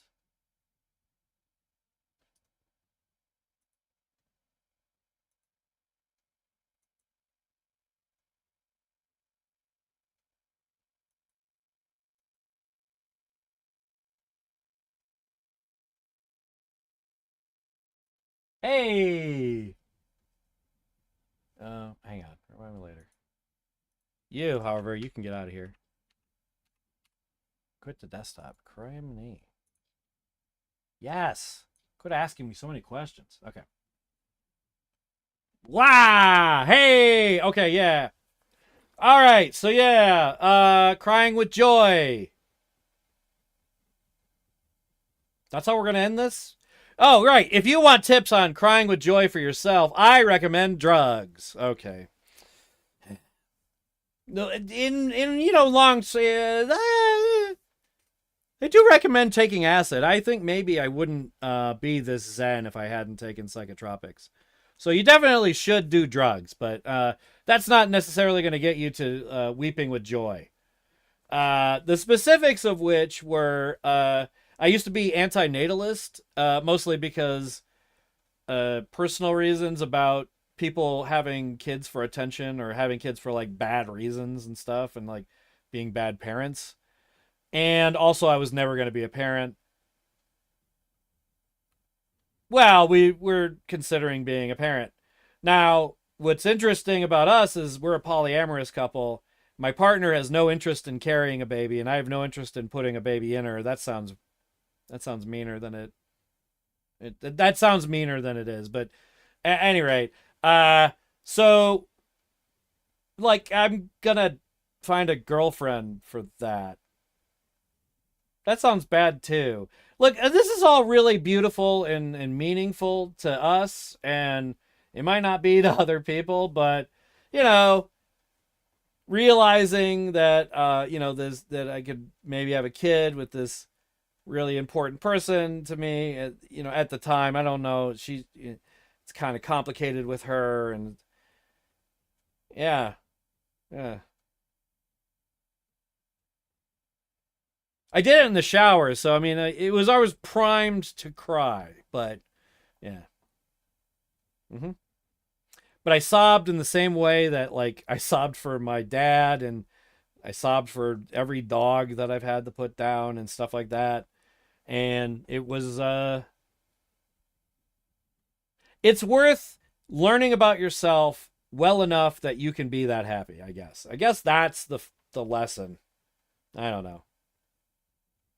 Just try not to beat yourself up about things that don't work out, and try to move on, and try to be better about rejection if you're bad about rejection. I'm bad about rejection, so you know, it can really stifle you in a way where you really don't, you know, live up to the potential that others see in you. And you keep expecting them to pull you along and blah blah blah blah blah. Any rate, I think that's enough for this incredibly long stream. Thanks for watching. 10MinuteDAILYStreamDOTnet, your place for 10MinuteDAILYStreams.net.